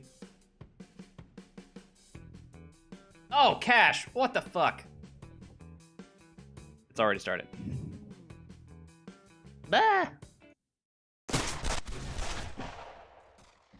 Oh! Damn it. And the shit's already on the wrong side and everything. Well, Mafia won the pistol round. Would you look at that? Yes, I know my overlay is messed up, but sue me. Locke trying to get the knife. Not gonna happen. Orca gonna close him out, and Locke falls. Kraken Creeper now coming up from the vents on the CT side.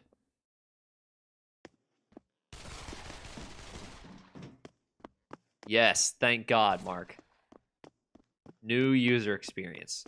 Thank God.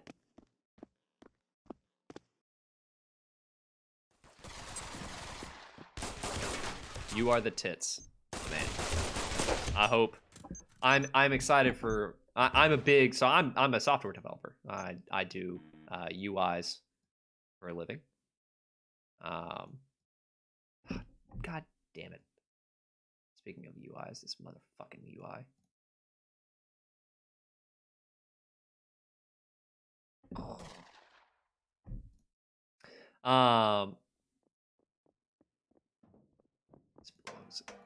This belongs over here.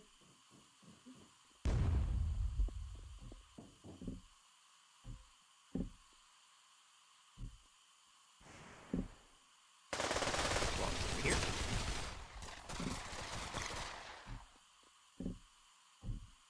And that belongs there. Cool. And now we're into the first gun round.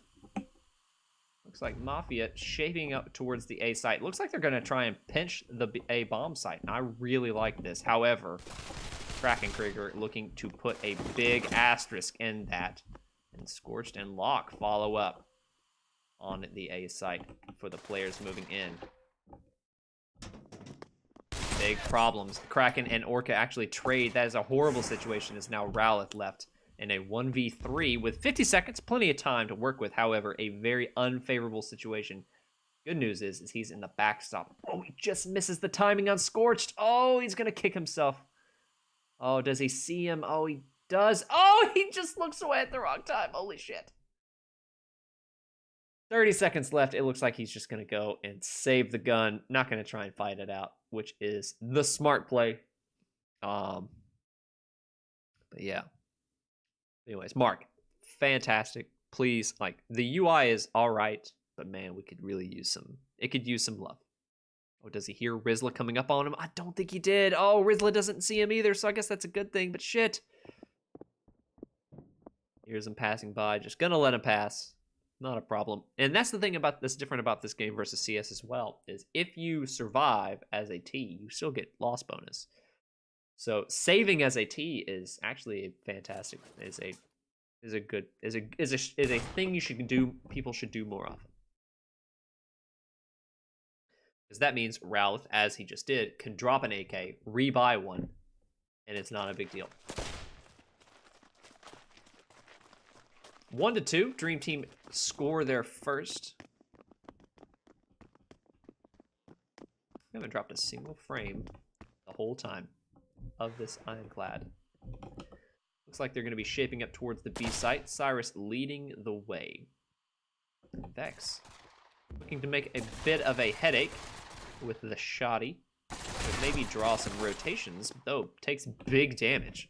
Rizla Chewy actually rotating over. But it is a lurker. He is. That's the main hit. Starts to come down. Meaty taking down Locke in the checkers position. And look at this. They're slowing it down. I am a big fan of this. However, the lurker got taken down, and now the game is up. They need to make moves on this B-bomb site. Kraken's going to get smoked out. Good sets of smokes as now they can move onto the site relatively unafflicted, though Rizlik still had some sight from the smoke not coming up.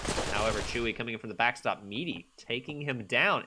Trades are coming in even. This is a fantastic stuff from the Mafia. I'm very impressed. Kraken Krieger going to try and pass through that smoke. However, it is not properly timed, and he falls. However, Scorched going to Orca. The trades working in, and now it's Scorched in a 1v2. He knows where one is, and he knows where the other is as well. He's just got the kills to find.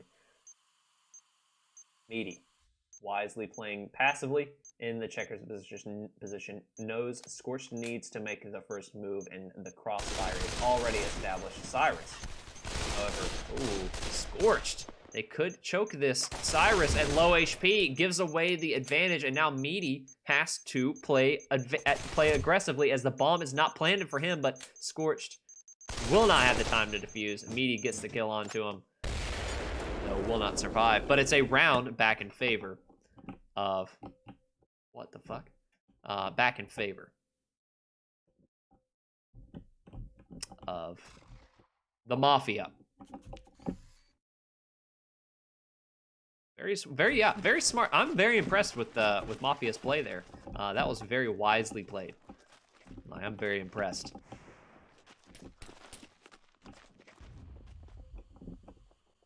And looks like they're going to be taking mid. That Z smoke, actually very good. Like, I'm very impressed by Mafia. Mafia doing making some very smart plays. However, Locke gonna try and test the smoke. Does Meaty know that Locke can see over this? Oh, and he gets the spot on Meaty, but Meaty takes him down. Has the spray control. Rizla on a 1911. It looks like a bunch of a mishmash of equipment for Dream Team. 1, 2, 3. Looks like Dream Team don't have much chance to get back into this round. The M4 from Kraken Krieger might be able to do some damage on Ralph, and he does, but Kraken Krieger takes big damage to pay for it. Ralph getting punished for reloading a bit too quickly. Scorched with a deagle. Might be able to make an entrance onto the site, though Orca makes quick work of him and puts a quick end to that. Chewy and Kraken left. Orca going to silence Chewy, and Kraken still actually going to try and take this fight. Or Mafia needs to get off this bomb site as quickly as possible, or they risk ruining their economy if they cannot afford to keep dying every round. Kraken gonna try and get a kill. It's one, but not done, as Orca's gonna die at the end of this round. Oh, he actually doesn't. He actually survives through the round. That is a good thing. Good stuff. As now 1-4.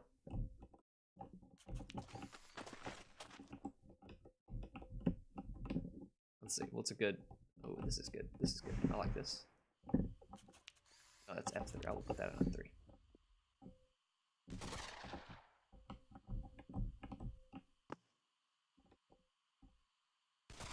Put this on F4. And just like that, Dream Team on, again, very poor money. Locke on very poor health. Cyrus able to get the lion's share of damage dealt to him, though... Kraken looking to deal some extra damage. Getting a bit greedy though. Ralph there to clean up and gets 1 for his worth rather. But the rest of the team shaping up towards the A site. Chewy, oh, he's holding close. Does Meaty read this? Oh, he's got to play this. Oh, he gets the kill. Oh, if he has clips, he could do it. He does have clips, though. Orca playing it fast. He's gonna get these clips, no problem. Rowleth and Cyrus on the other side of the map. No way they could respond in time. A round stolen by Dream Team. 2-4. Whew, had no business winning that round, but the clutch play from Chewy makes it happen. That was impressive. I'm surprised Meaty doesn't check that, because it's really important, especially on cash. It's very easy to get that safe plant in. It's very easy to get that safe plant in. So, however, if you do that, it leaves plenty of room for players to hide in on the site. And ooh, Locke getting a bit aggressive. He wants this territory. He wants B main. Oh, he gets the second kill into Orca. Mafia actually force bought into this. Rowleth had plenty of money going into it, as he's not died very often, though. The rest of the Mafia on pretty poor equipment. Vex taking a bit of damage. Forged. In the quad position. I'm going to be taking Vex down. Hands down. Rowleth, the only one left in a 1v5. Not the best position to be in. However, still plenty of money to work with. However, the rest of the team, not in the same story. You'll have 1 AK to carry into the next round, and maybe enough money to buy another for someone else. However, no one else will really have the money to support that kind of buy, much less the armor to do so. So a save's going to come in from Rowleth. No chance he's going to be able to win this round. And Dream Team string 2 together, as it looks like Mafia start to fall apart there towards the end. They kind of just went out and I got shot one by one. But not a problem. Not a problem. Still have plenty of rounds to work with, especially on the T side where things tend to be a bit more stressful. However, the CT side of Dream Team is going to be a little strong, as they have plenty of individuals that can hold their own for sure. And the clips being as powerful as they are definitely lends that to be considered as well. 3-4 now, as interesting. This is a very interesting buy. I don't know how I feel about any of it. Meaty jumping right in, and Kraken Krieger gonna make quick work of him. Why did he do that? He had a 1911. What was he doing? I mean, maybe trying to sell that it was a fake and they're gonna make moves towards the A site, so maybe they pull a rotation, but they are going nowhere. His Dream Team, like me, are fully aware of the fact that teams just do not rotate. Teams just don't rotate. Rowleth, though, he'll get that opening duel.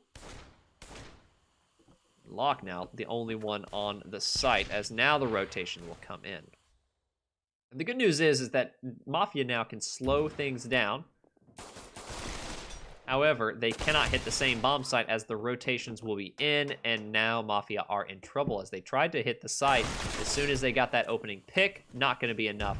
A 4th round for Dream Team. As once they got that opening pick onto, I think it was somebody, but anyways, Meaty dying very early in the round. That sucks. Like, that sucks for Mafia, because that means you're playing from a disadvantage when you try and trade your way into sites. You need to hit a site with 2 players on it, and you need to do it fast. However, when you're at a man disadvantage, necessitating that is not something you want to do, especially when you have a very low economic situation. Well, a default spread for the Mafia. Meaty taking up brunt of it. Big fat nade from Chewy. Big damage delivered. Meaty dropping down. Oh, he spots Scorched, but he doesn't spot him through the smoke. Looks like they may be shaping up to pinch this A bomb site. Meaty working his way up highway, knowing that Scorched is playing up on the site. Does he know the rotations are already in? 3 players from B rotating already.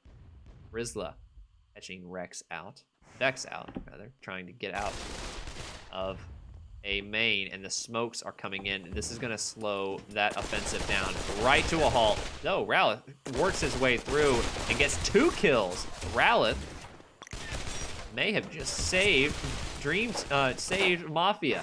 Because now we've got a 2-on-2. Orca holding the angle against Scorched. Scorched is going to win that every day of the week. And now it's Cyrus. Kraken finds him and closes out the round. A man lead for a round lead for Dream Team. 1,500 bits from Pickle, my man. Thank you so much. Thank you so much, Pickle. What a man. What a bro. Thank you so much. Look how drunk Pickle is. I'm willing to bet he is on. I bet you he's operating a subway train right now. That's my bet. No, he's not. He's at home. He played earlier today.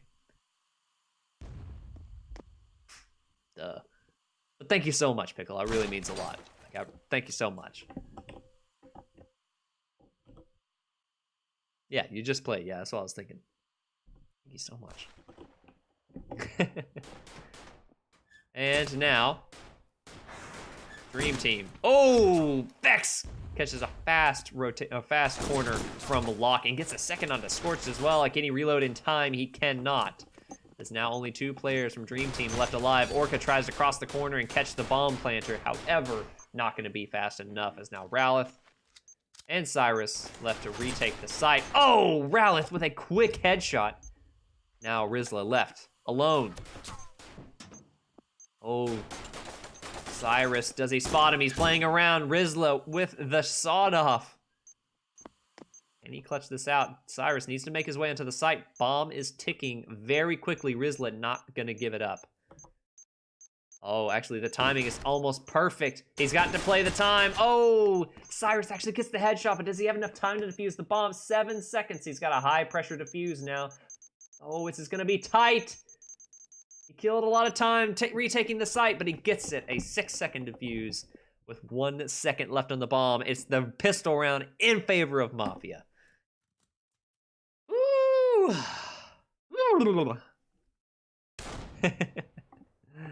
Good stuff. Good stuff from Mafia to close that out. It looks like the force buy from Dream Team is out. I am a big fan of this. They want to put that pressure on. And I really do like this. I do like this. Scorched leading the way. Full armor P90. Locke on a sawed-off. Flash comes out. Scorched makes it all the way into checkers. Locke gets the kill onto Cyrus. That's the B bomb site. And Ralph is just going to give it up. Falls off of window. Meaty now.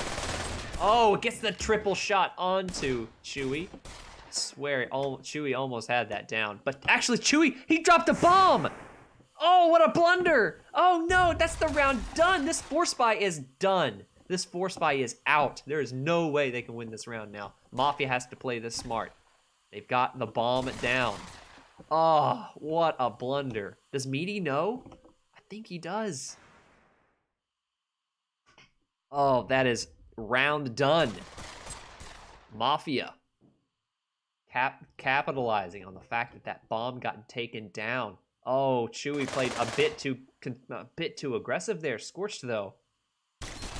Oh, does Scorched win this? Oh my gosh, they're giving it up. Orca in a 1v2 now. Mafia had this in the bag, but now Dream have a chance. Ooh, that's a good start. Now Scorched versus Orca. Scorched wins these. Knows exactly where each other are now. Now it's just a matter of time. The longer Orca takes, the closer that bomb's going to take. The closer that bomb's going to get. Scorched playing it smart, not giving too much. Giving too much away, but Orca, he's taking too much time. He's getting that bomb way too far ticked. He's playing the mental games, but he doesn't have the resources in which to make it happen. Oh, Scorch is at such low health. He's not gonna let Orca take this. It is round done. Mafia threw that round away. They had the bomb at their feet, and they lose the round. 6 now for Dream Team. No way they can win this round now. That is what we call the caster's curse, and that is a common thing. 6-5 now. They had it in the bag. Chewie dropped the bomb at their feet, and they still lost the round. They had a man advantage. They had a 4-3 man advantage with a bomb at their feet, and they still lost the round.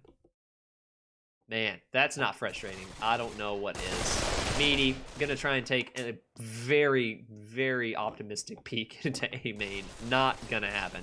Vex, really the only one with any kind of anything in this round. But hey, that something is actually a pretty good something as Vex takes one head. And it might just take a second. He does. Oh, what a ridiculous gun the sawed-off is. Very close. Holds the guns. It pulls 2 players out of the round. Ralph now. The only one left for the Mafia. Locke not having any of that. He takes 1 hit and then dies. And then wins the round, rather. 7-5. This is actually a close series. As Mafia putting them through their paces. 7-5 now. Now, Dream Team have strung 2 together. It's time for Mafia to get back into it. Alice skipping on the armor. Now, armor's, the principle of it has definitely changed, as now it is more or less extra health. Straight up, it is just extra health. So not buying armor is very, very bad. Very dumb. It is like buying extra health. Vex. What is this? What is this? What is that? That is a mess, that is. Orca and Vex both fall on the A-bomb site. Now that is A-bomb site unlocked. Oh, Meaty actually gets the kill onto Rizla, but it is a 3-on-4 retake. And actually make that a 4-on-2. It's now Meaty and Rowlett, the only 2 left for the Mafia. Meaty. Kraken and Chewie playing this quad area very well, and then Locke comes in to try and seal the deal. 3-on-1, make that a 3-on-none. 8-5. Dream Team takes it. As now, Mafia in a bit of trouble. As now, their money is a bit very rocky. Shoddy, sawed-offs come out. Vex on double shotties. They're actually force buying into this round. And, you know.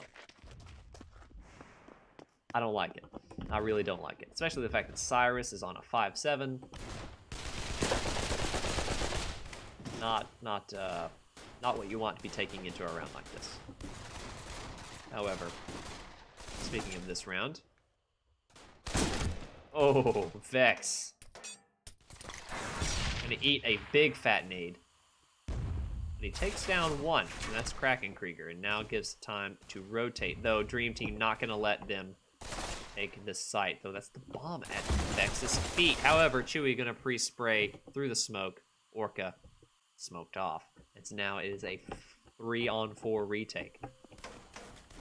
Chewie actually gets big damage from Meaty there, but he's got Orca at the truck, and Orca does not spot him, does he? Oh, he does, but it's not going to be enough. Not having armor is a big deal. Cyrus now with a 5-7. That thing is a pea shooter now. It used to do huge damage, however, it does not anymore. Cyrus on low health. Meaty also. Last one now for the Mafias. Now they face down map point. 9-5. This is a close game. However, Dream Team is really starting to get their CT side, their T side rolling, and they're starting to get very confident moving into these next few rounds. Locke on 15 grand. Not a bad deal. Block, only with 8 deaths. Pleasantly surprised. Scorched, however, 4 grand. Ooh, Cyrus. A very quick headshot.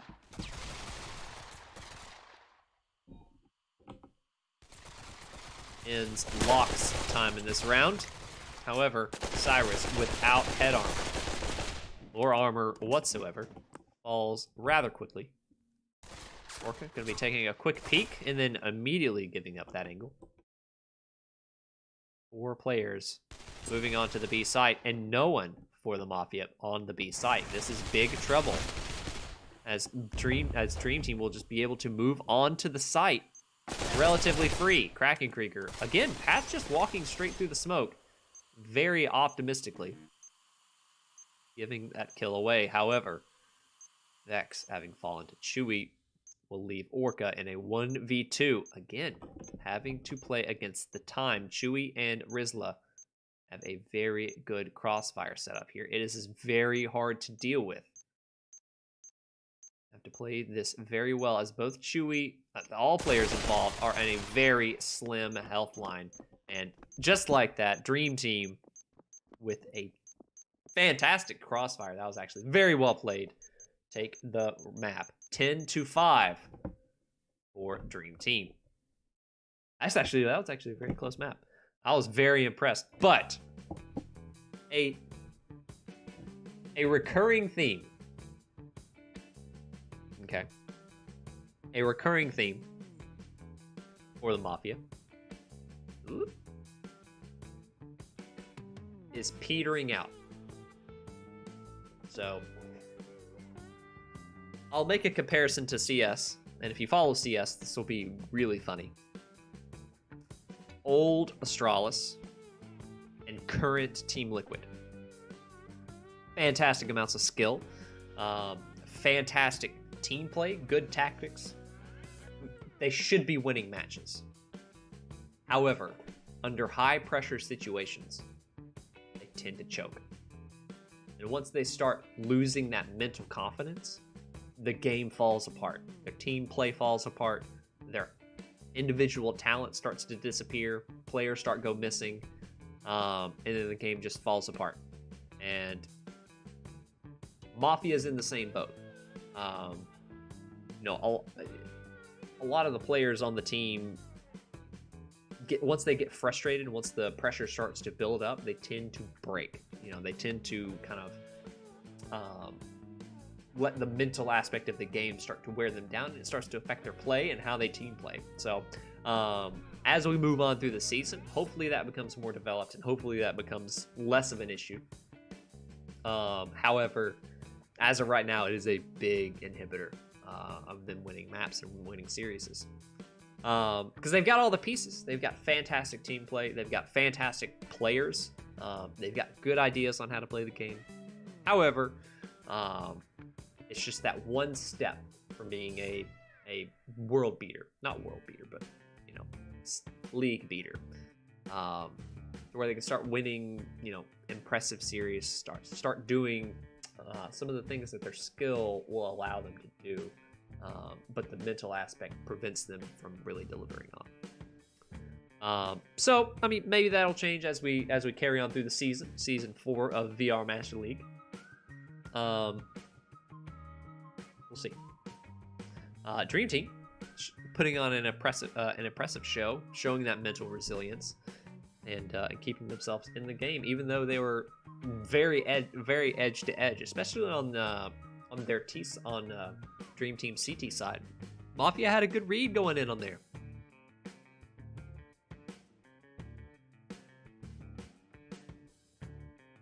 So, anyway, so they're going to take a 5-minute break, and I will do the same. Because I got to go take a piss again. This beer's starting to talk to me.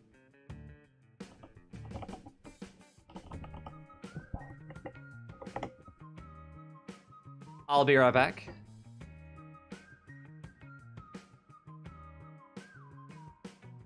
Just a moment.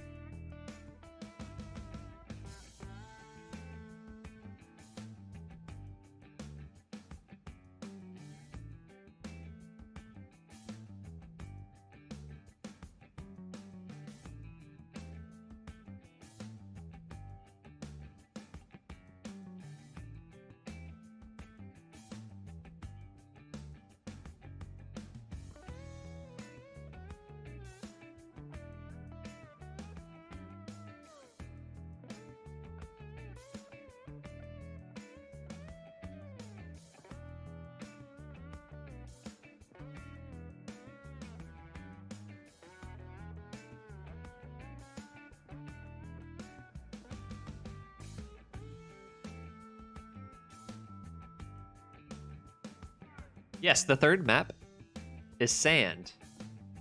And oh yeah, we're back. And we're on to sand. Would you look at that? Boom. Just made it in time for the pistol round. Damn it. Mafia, god damn it. Will you stop switching sides?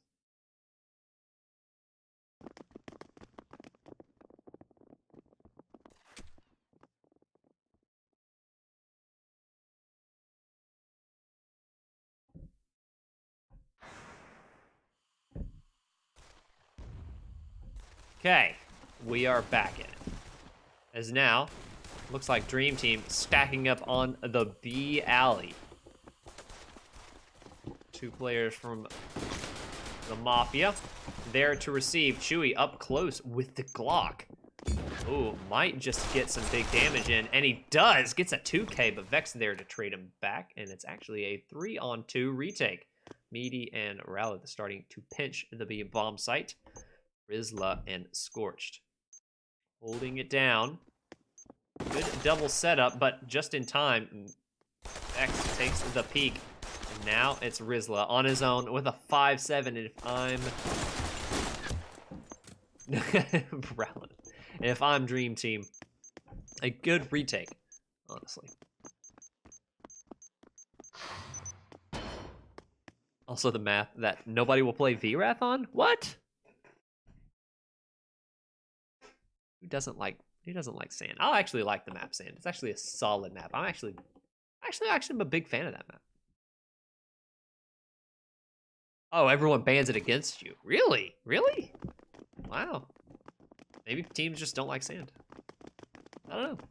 But you have to consider that bans could go either way. Either a team could think that you're good on it, or people could also think that they just hate it, you know. They could just not like the map. Oh, Scorched, he missed. Oh, he missed types. If he hits that type, he actually gets the bomb planted, but it's not to be the case. Kraken Krieger on the Deagle gets one, but not the round. Bomb planted, which means money is very good for Dream Team. Money is quite good. You're from Egypt, so you love sand? 2-0 for the Mafia. So we'll see if they can hold on and string together a big bulk of rounds. Mafia with a strong start. You are right. Now, the big thing they need to do is hold on to that strong start.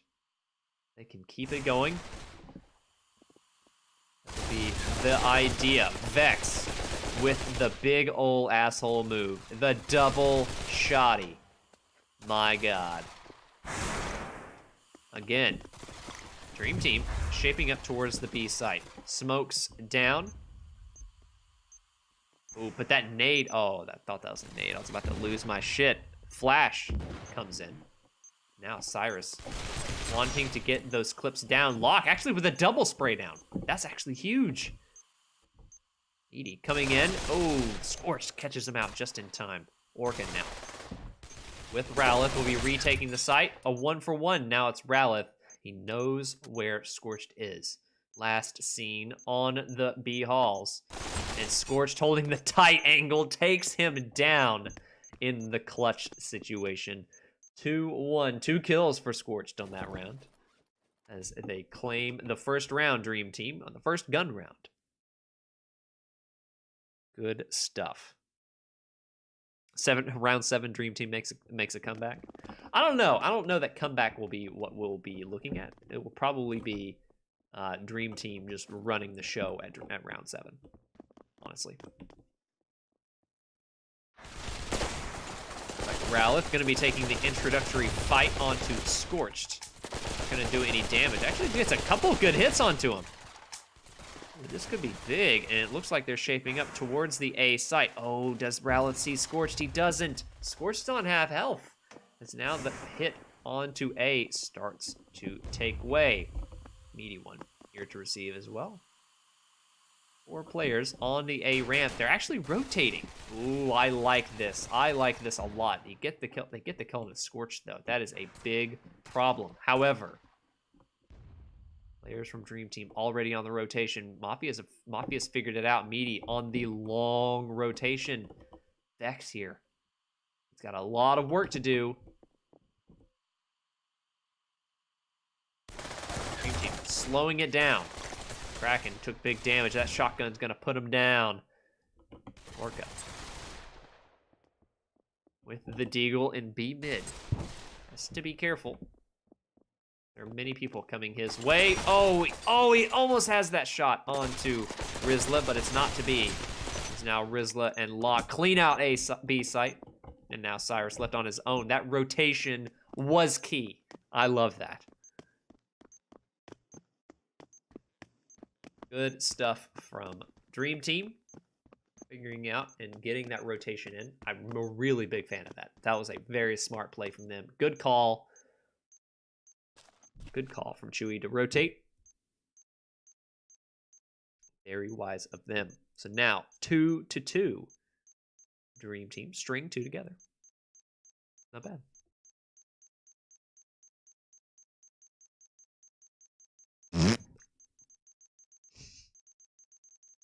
And now we wait as the save comes in. Does Chewy and Rizla survive? They do. Okay.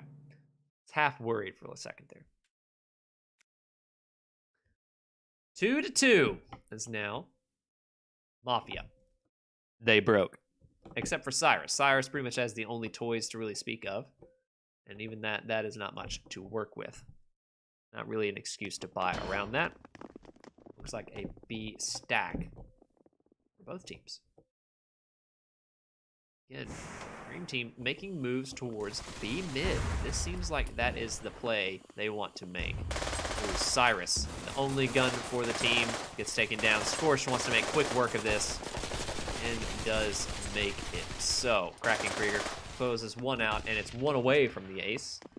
As Kraken Krieger steals it from Scorched, he comes in and cleans shop. Thank you so much, Scorched, for making the round quick. 2-3 now, as they convert the pistol. They convert the save. Edie just spotting into mid, making sure nobody is coming out of there, and that is actually going to give the information that they are heading towards the A site. And that they are. Rizla gets a really long shot onto Cyrus's dome. Ralph trades back some damage of his own, but he's going to be giving up this A site pretty much handily. Meaty actually came in the back lines of mid, took very quick mid control. But now the retake will need to come in. Vex actually here to prevent the bomb from going down, but he goes down himself. Chewy now. Oh, Meaty gets the spot onto Scorched. Oh, he gets a little bit conservative with the spray, but Ralith there with the double kill to hold down the site. Now Chewy left on his own. Everyone around him has fallen, and he is in a 1v3. Ralith spots him out and closes out the kill. Big round for Ralith as he single-handedly shuts down the push onto A and makes it a 3-3 scoreline. Now, have to be very careful as now Dream Team are at the risk of getting reset. They need to win this round. They have plenty of money to work with if they don't win this round, actually. So it's probably not as big of a deal, but something you want to think about. Scorched making the quick mid control. Dream Team, Mafia not contesting mid. Scorched just taking advantage of the open mid and moving into the B site. Orca, do he spot Scorched? I think he does. Flash comes in. Now they make their way onto the site. Scorched single-handed cleaning up house. Now Chewy moving in. The B bomb site is taken. 4-on-5 retake. Orca on the back of B. 3 players coming in from B mid. Ralith leading the way. 5 players to find. Oh, Ralith, very good headshot onto Chewy, and Orca enters with a kill onto Rizla as well. Good thing to see. Meaty actually getting the kill on a lock. Now this is very doable. Scorched and a Kraken left alone. The two top tier players left to hold it out. The clips come in and the round is done. He gets the kill on a Ralph, gets some extra damage in, but the game is done. 4-3 as Mafia string two together. Now we are in big trouble. You are in big trouble if you are Dream Team, as now money is looking a bit shaky. A bit shaky. CG Bad Karma just got this game last night. It's already a blast. Cool to see tourney style play. Well, thank you so much for joining us, Bad Karma. This is actually season 4 of the Pavlov VR Master League.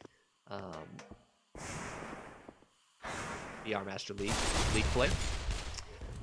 And so this is just, this is more or less going to lead into the seeding of the end of the season's championship. So this isn't even the tournament. I'm not even in a suit.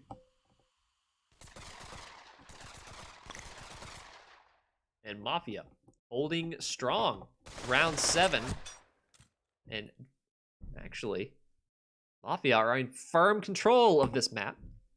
5-3 on their CT side. However, we will might see a bit of a different story on the T side of this map. Yeah, glad to have you, CG Bad Karma. This game is fantastic, and we're glad to have you in the community. And now, last round of the half.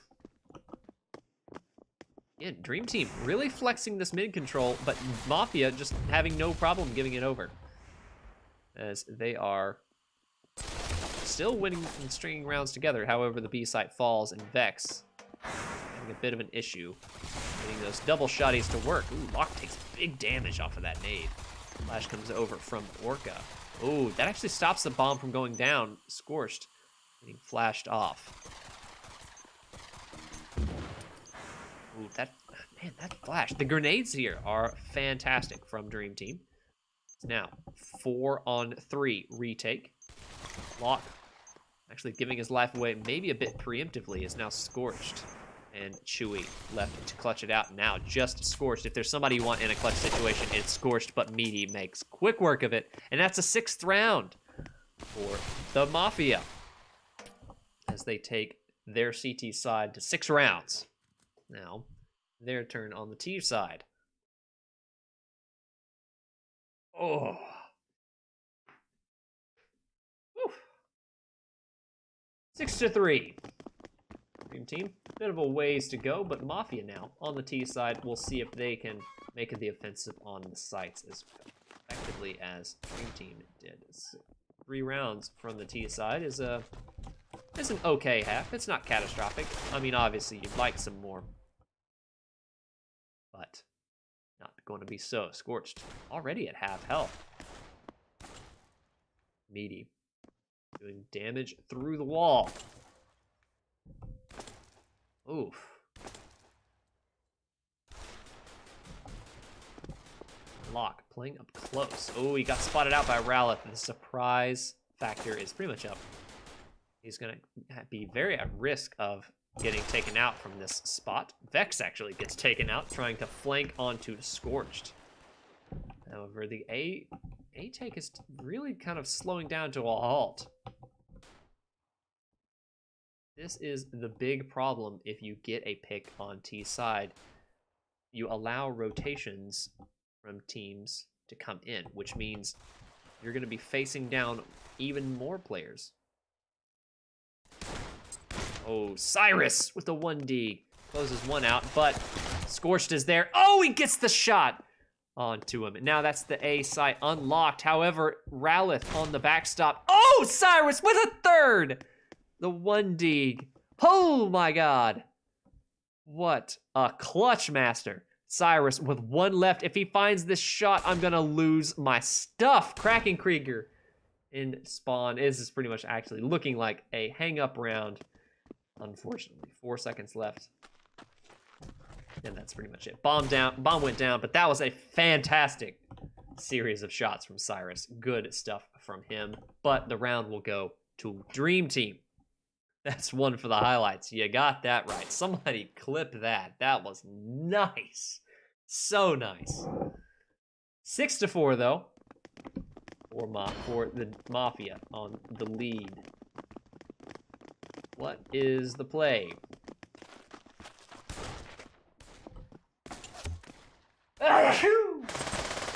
Ooh, scorched. Gonna be taking the P90 down, P90 to town, and Meaty gonna be grabbing that. Now, a bit of upgraded equipment for them. Not gonna last them very long. Cyrus left alone. Not much he can do, even though he had the bomb. 4 players still alive for Dream Team. Gonna take him down. Thank you for the bless you. And 6-5 as the T side begins to grind to a halt. First gun round, maybe? Well, looks like they're going to save it. They're going to save into this one. And actually risk putting Dream Team on 3 consecutive rounds. Very dangerous indeed, as now, again, they shape up towards the A site.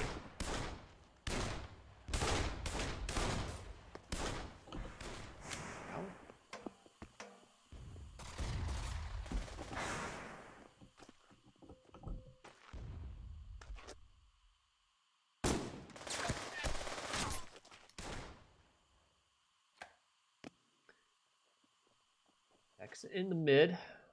Pretty much the only equipment invested into this round via him. It's actually the bomb down. Cyrus quickly makes that up. Cyrus with a pair of clippers.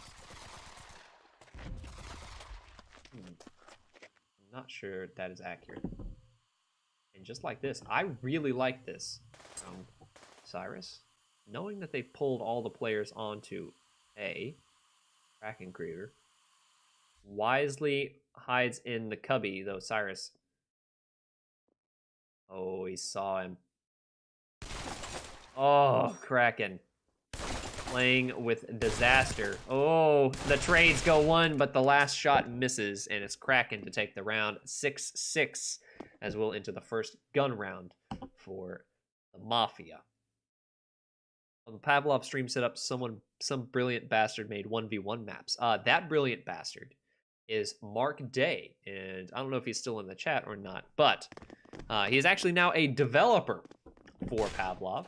He's working on some new UI things, and so he's just a godsend to the community. He's made 1v1 modules, he's made jailbreak modules, he's made a ton of very cool things. Yeah, fantastic stuff from him. Mav made a 1v1 map, however, the module, like the logic, the core logic to how it matches things up and controls movement and things like that, that was made by Mark. He made the logic. He made it portable, just like the jailbreak module, just like the Trouble in Terrorist Town module. All of those were made by him. And speaking of things that are made, mistakes have been made by Mafia. 2 men down for the Mafia as they work from a 2-man disadvantage. Cyrus on the big green gun has not been able to get any work done on a glass cannon. AWP, as a matter of fact. No armor for Cyrus. He has to land shots when he makes them. Here's the footsteps of Scorch. Does he convert the kill? He does! Gets him through the wall. Cyrus has been playing out of his mind. Oh, does he spot Chewy? Oh, he does, but he just barely misses Chewy on very low HP. But the time ticking away. They need to make it onto the site. Where is the bomb? Ralith going to be getting it down momentarily. 3 players from Dream Team actually well out of position. Meaty might be able to catch Chewy here if he... Oh, he just misses the timing. I'll show Scorpid in a round. Oh, Chewy. He just misses the timing onto him, though. Catches him just in time. Lock now. Both of these players from Dream Team are at very low HP, so they have to be very careful. They have to get the clips, or it's a done deal, more or less. Smoke's gonna go down, and clips are certainly gonna be underway. They are, but Meaty's gonna put it to an end. Locke gonna try his luck at it, but Meaty also going to be taking him out. 7-6 as now the Mafia are back into it.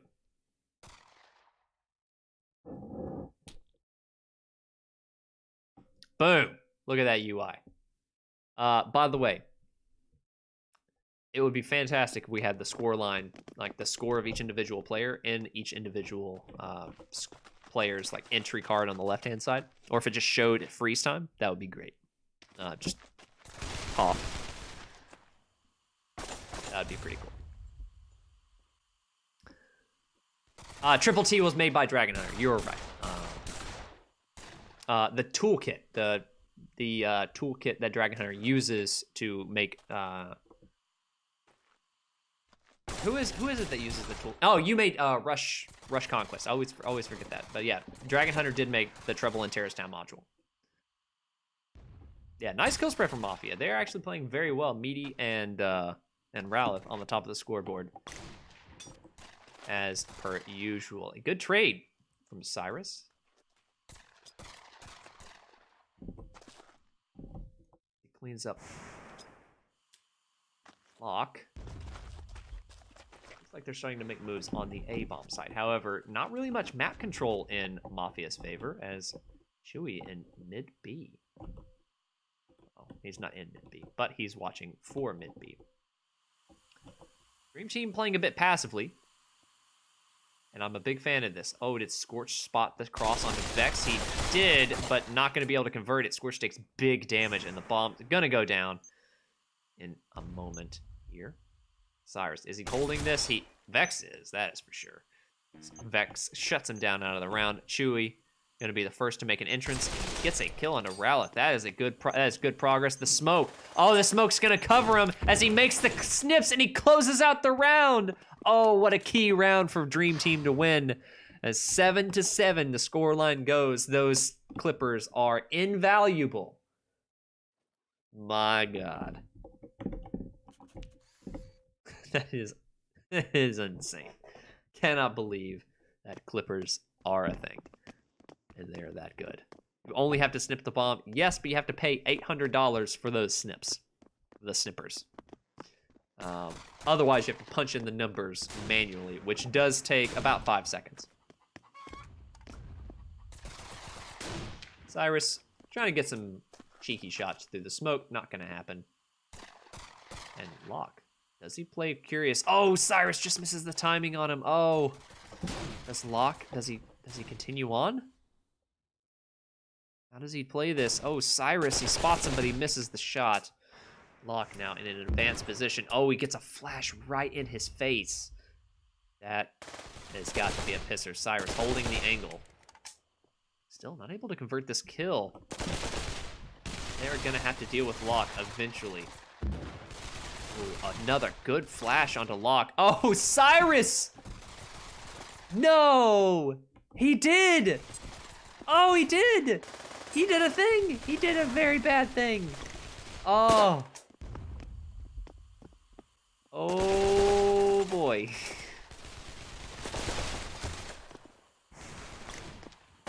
Oh, Meaty just misses the timing onto Kraken Krieger, but bomb still yet to go down. 25 seconds is now Orca the only one left and the bomb carrier. Oh, does he spot Kraken Krieger?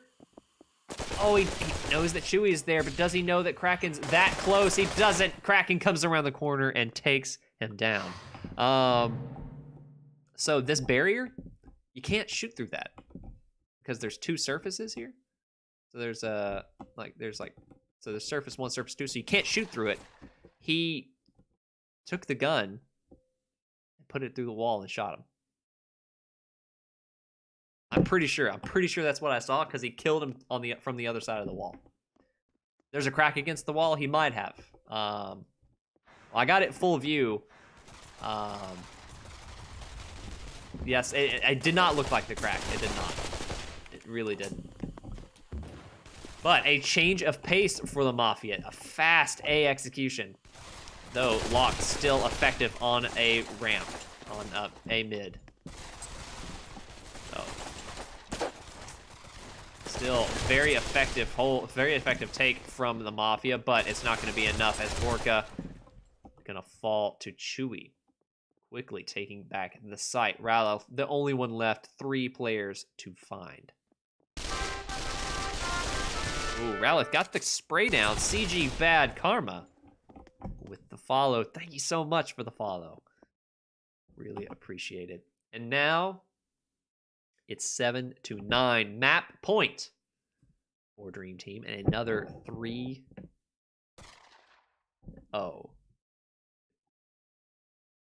He was against the wall for sure. He looked like he placed himself against the wall. Pretty sure it was a crack shot. I don't know. It was recorded, so if someone wants to go back and look at that, feel free to. But yeah, it kind of looked like he put his gun through the wall. Now, asterisk, it's really easy to do that, so I don't know if that's... I don't know. He may have shot through it. I'm 100% sure that's not penetrable. Because these aren't penetrable and it's the same model. Mark Day with the follow. Thank you so much, Mark, for all the cool shit you do. And just like that, Mafia have pretty much hung their hat on this map, as they have with the others. Meaty with $2,500. I don't think he realized that it was the last round. There was map point. Kraken Krieger gonna put an end to it, and it's gonna be a 7-10 scoreline. Mafia put in a good fight, but that is going to be it all. 7-10 is the scoreline. Oh.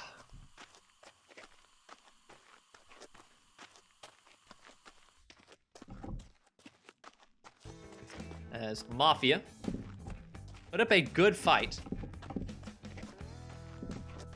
but not able to close out the map.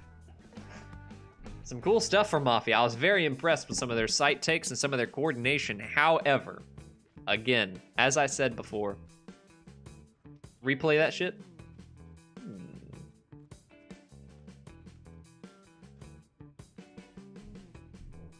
I'm interested. Great stream too. Thank you so much, CG. I'm glad you were able to join us. Someone called Mafia 7 would Dream come back. Oh, it's clean. Okay. It looked kind of weird. I was like, I don't know about that. So yeah, I'll play back to it and see if I can get a good clean look at it, because it looked kind of weird. Because it was like, you know, he was here, Locke was here, op shot. There's only one. Anyways, we'll play it on stream if we can get it to load. Looked iffy for sure. Oh yeah, it looked crazy. I was like, whoa.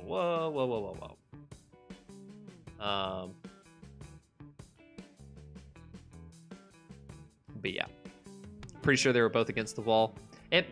Maybe his player model was clipping through? I don't know.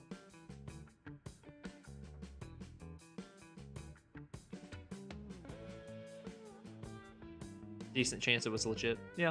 No, you're right. You're right. Like I said, I was like, whoa.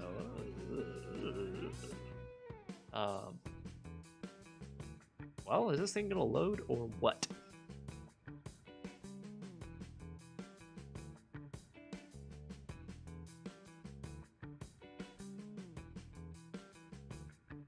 Anyways, well, we'll wait for that to load. And in the meantime, Mafia go down to Dream Team 3-0. 3-0.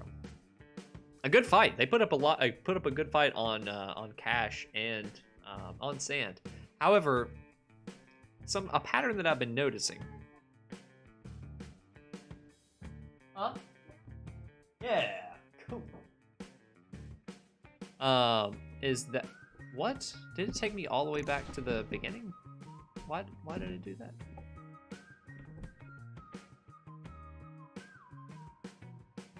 all the way to the beginning. Oh, I don't. Why did it take me all the way back to the beginning? What is this?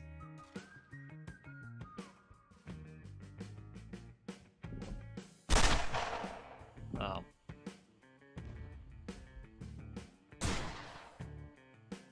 Anyways, I'm just gonna go ahead and close it out.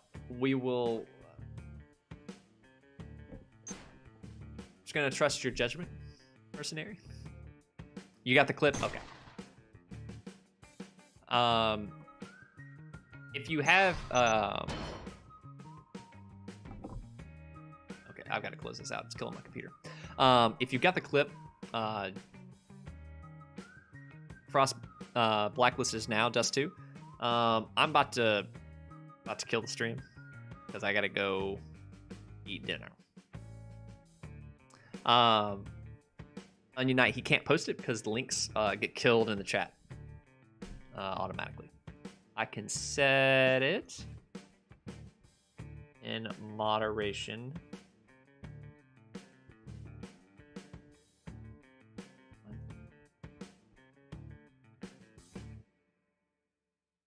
Okay. Is there a way to... No food, only casting?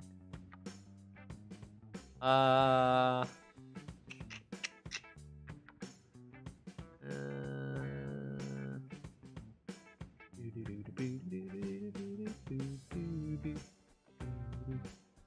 pretty sure that let's see, auto posting, raids, teams, drops, video moderation, clips, collection, channel, not analytics. Yeah, I don't.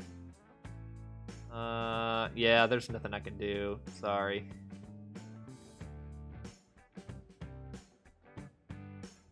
Sorry, I don't think there's anything. But yeah, that is pretty much my my shtick. That is the matches I'm going to cover. Committed to doing both of them. However, I have many other things to do, like eat dinner, shower, brush my teeth, go to bed at a reasonable time. But I'm so glad that you guys can spend some time with me, watching some very good Pavlov being played, and I'm glad you guys could join me. So join us next week, or when the next matches come about. Glad you guys could be with us, and until next time, take it easy.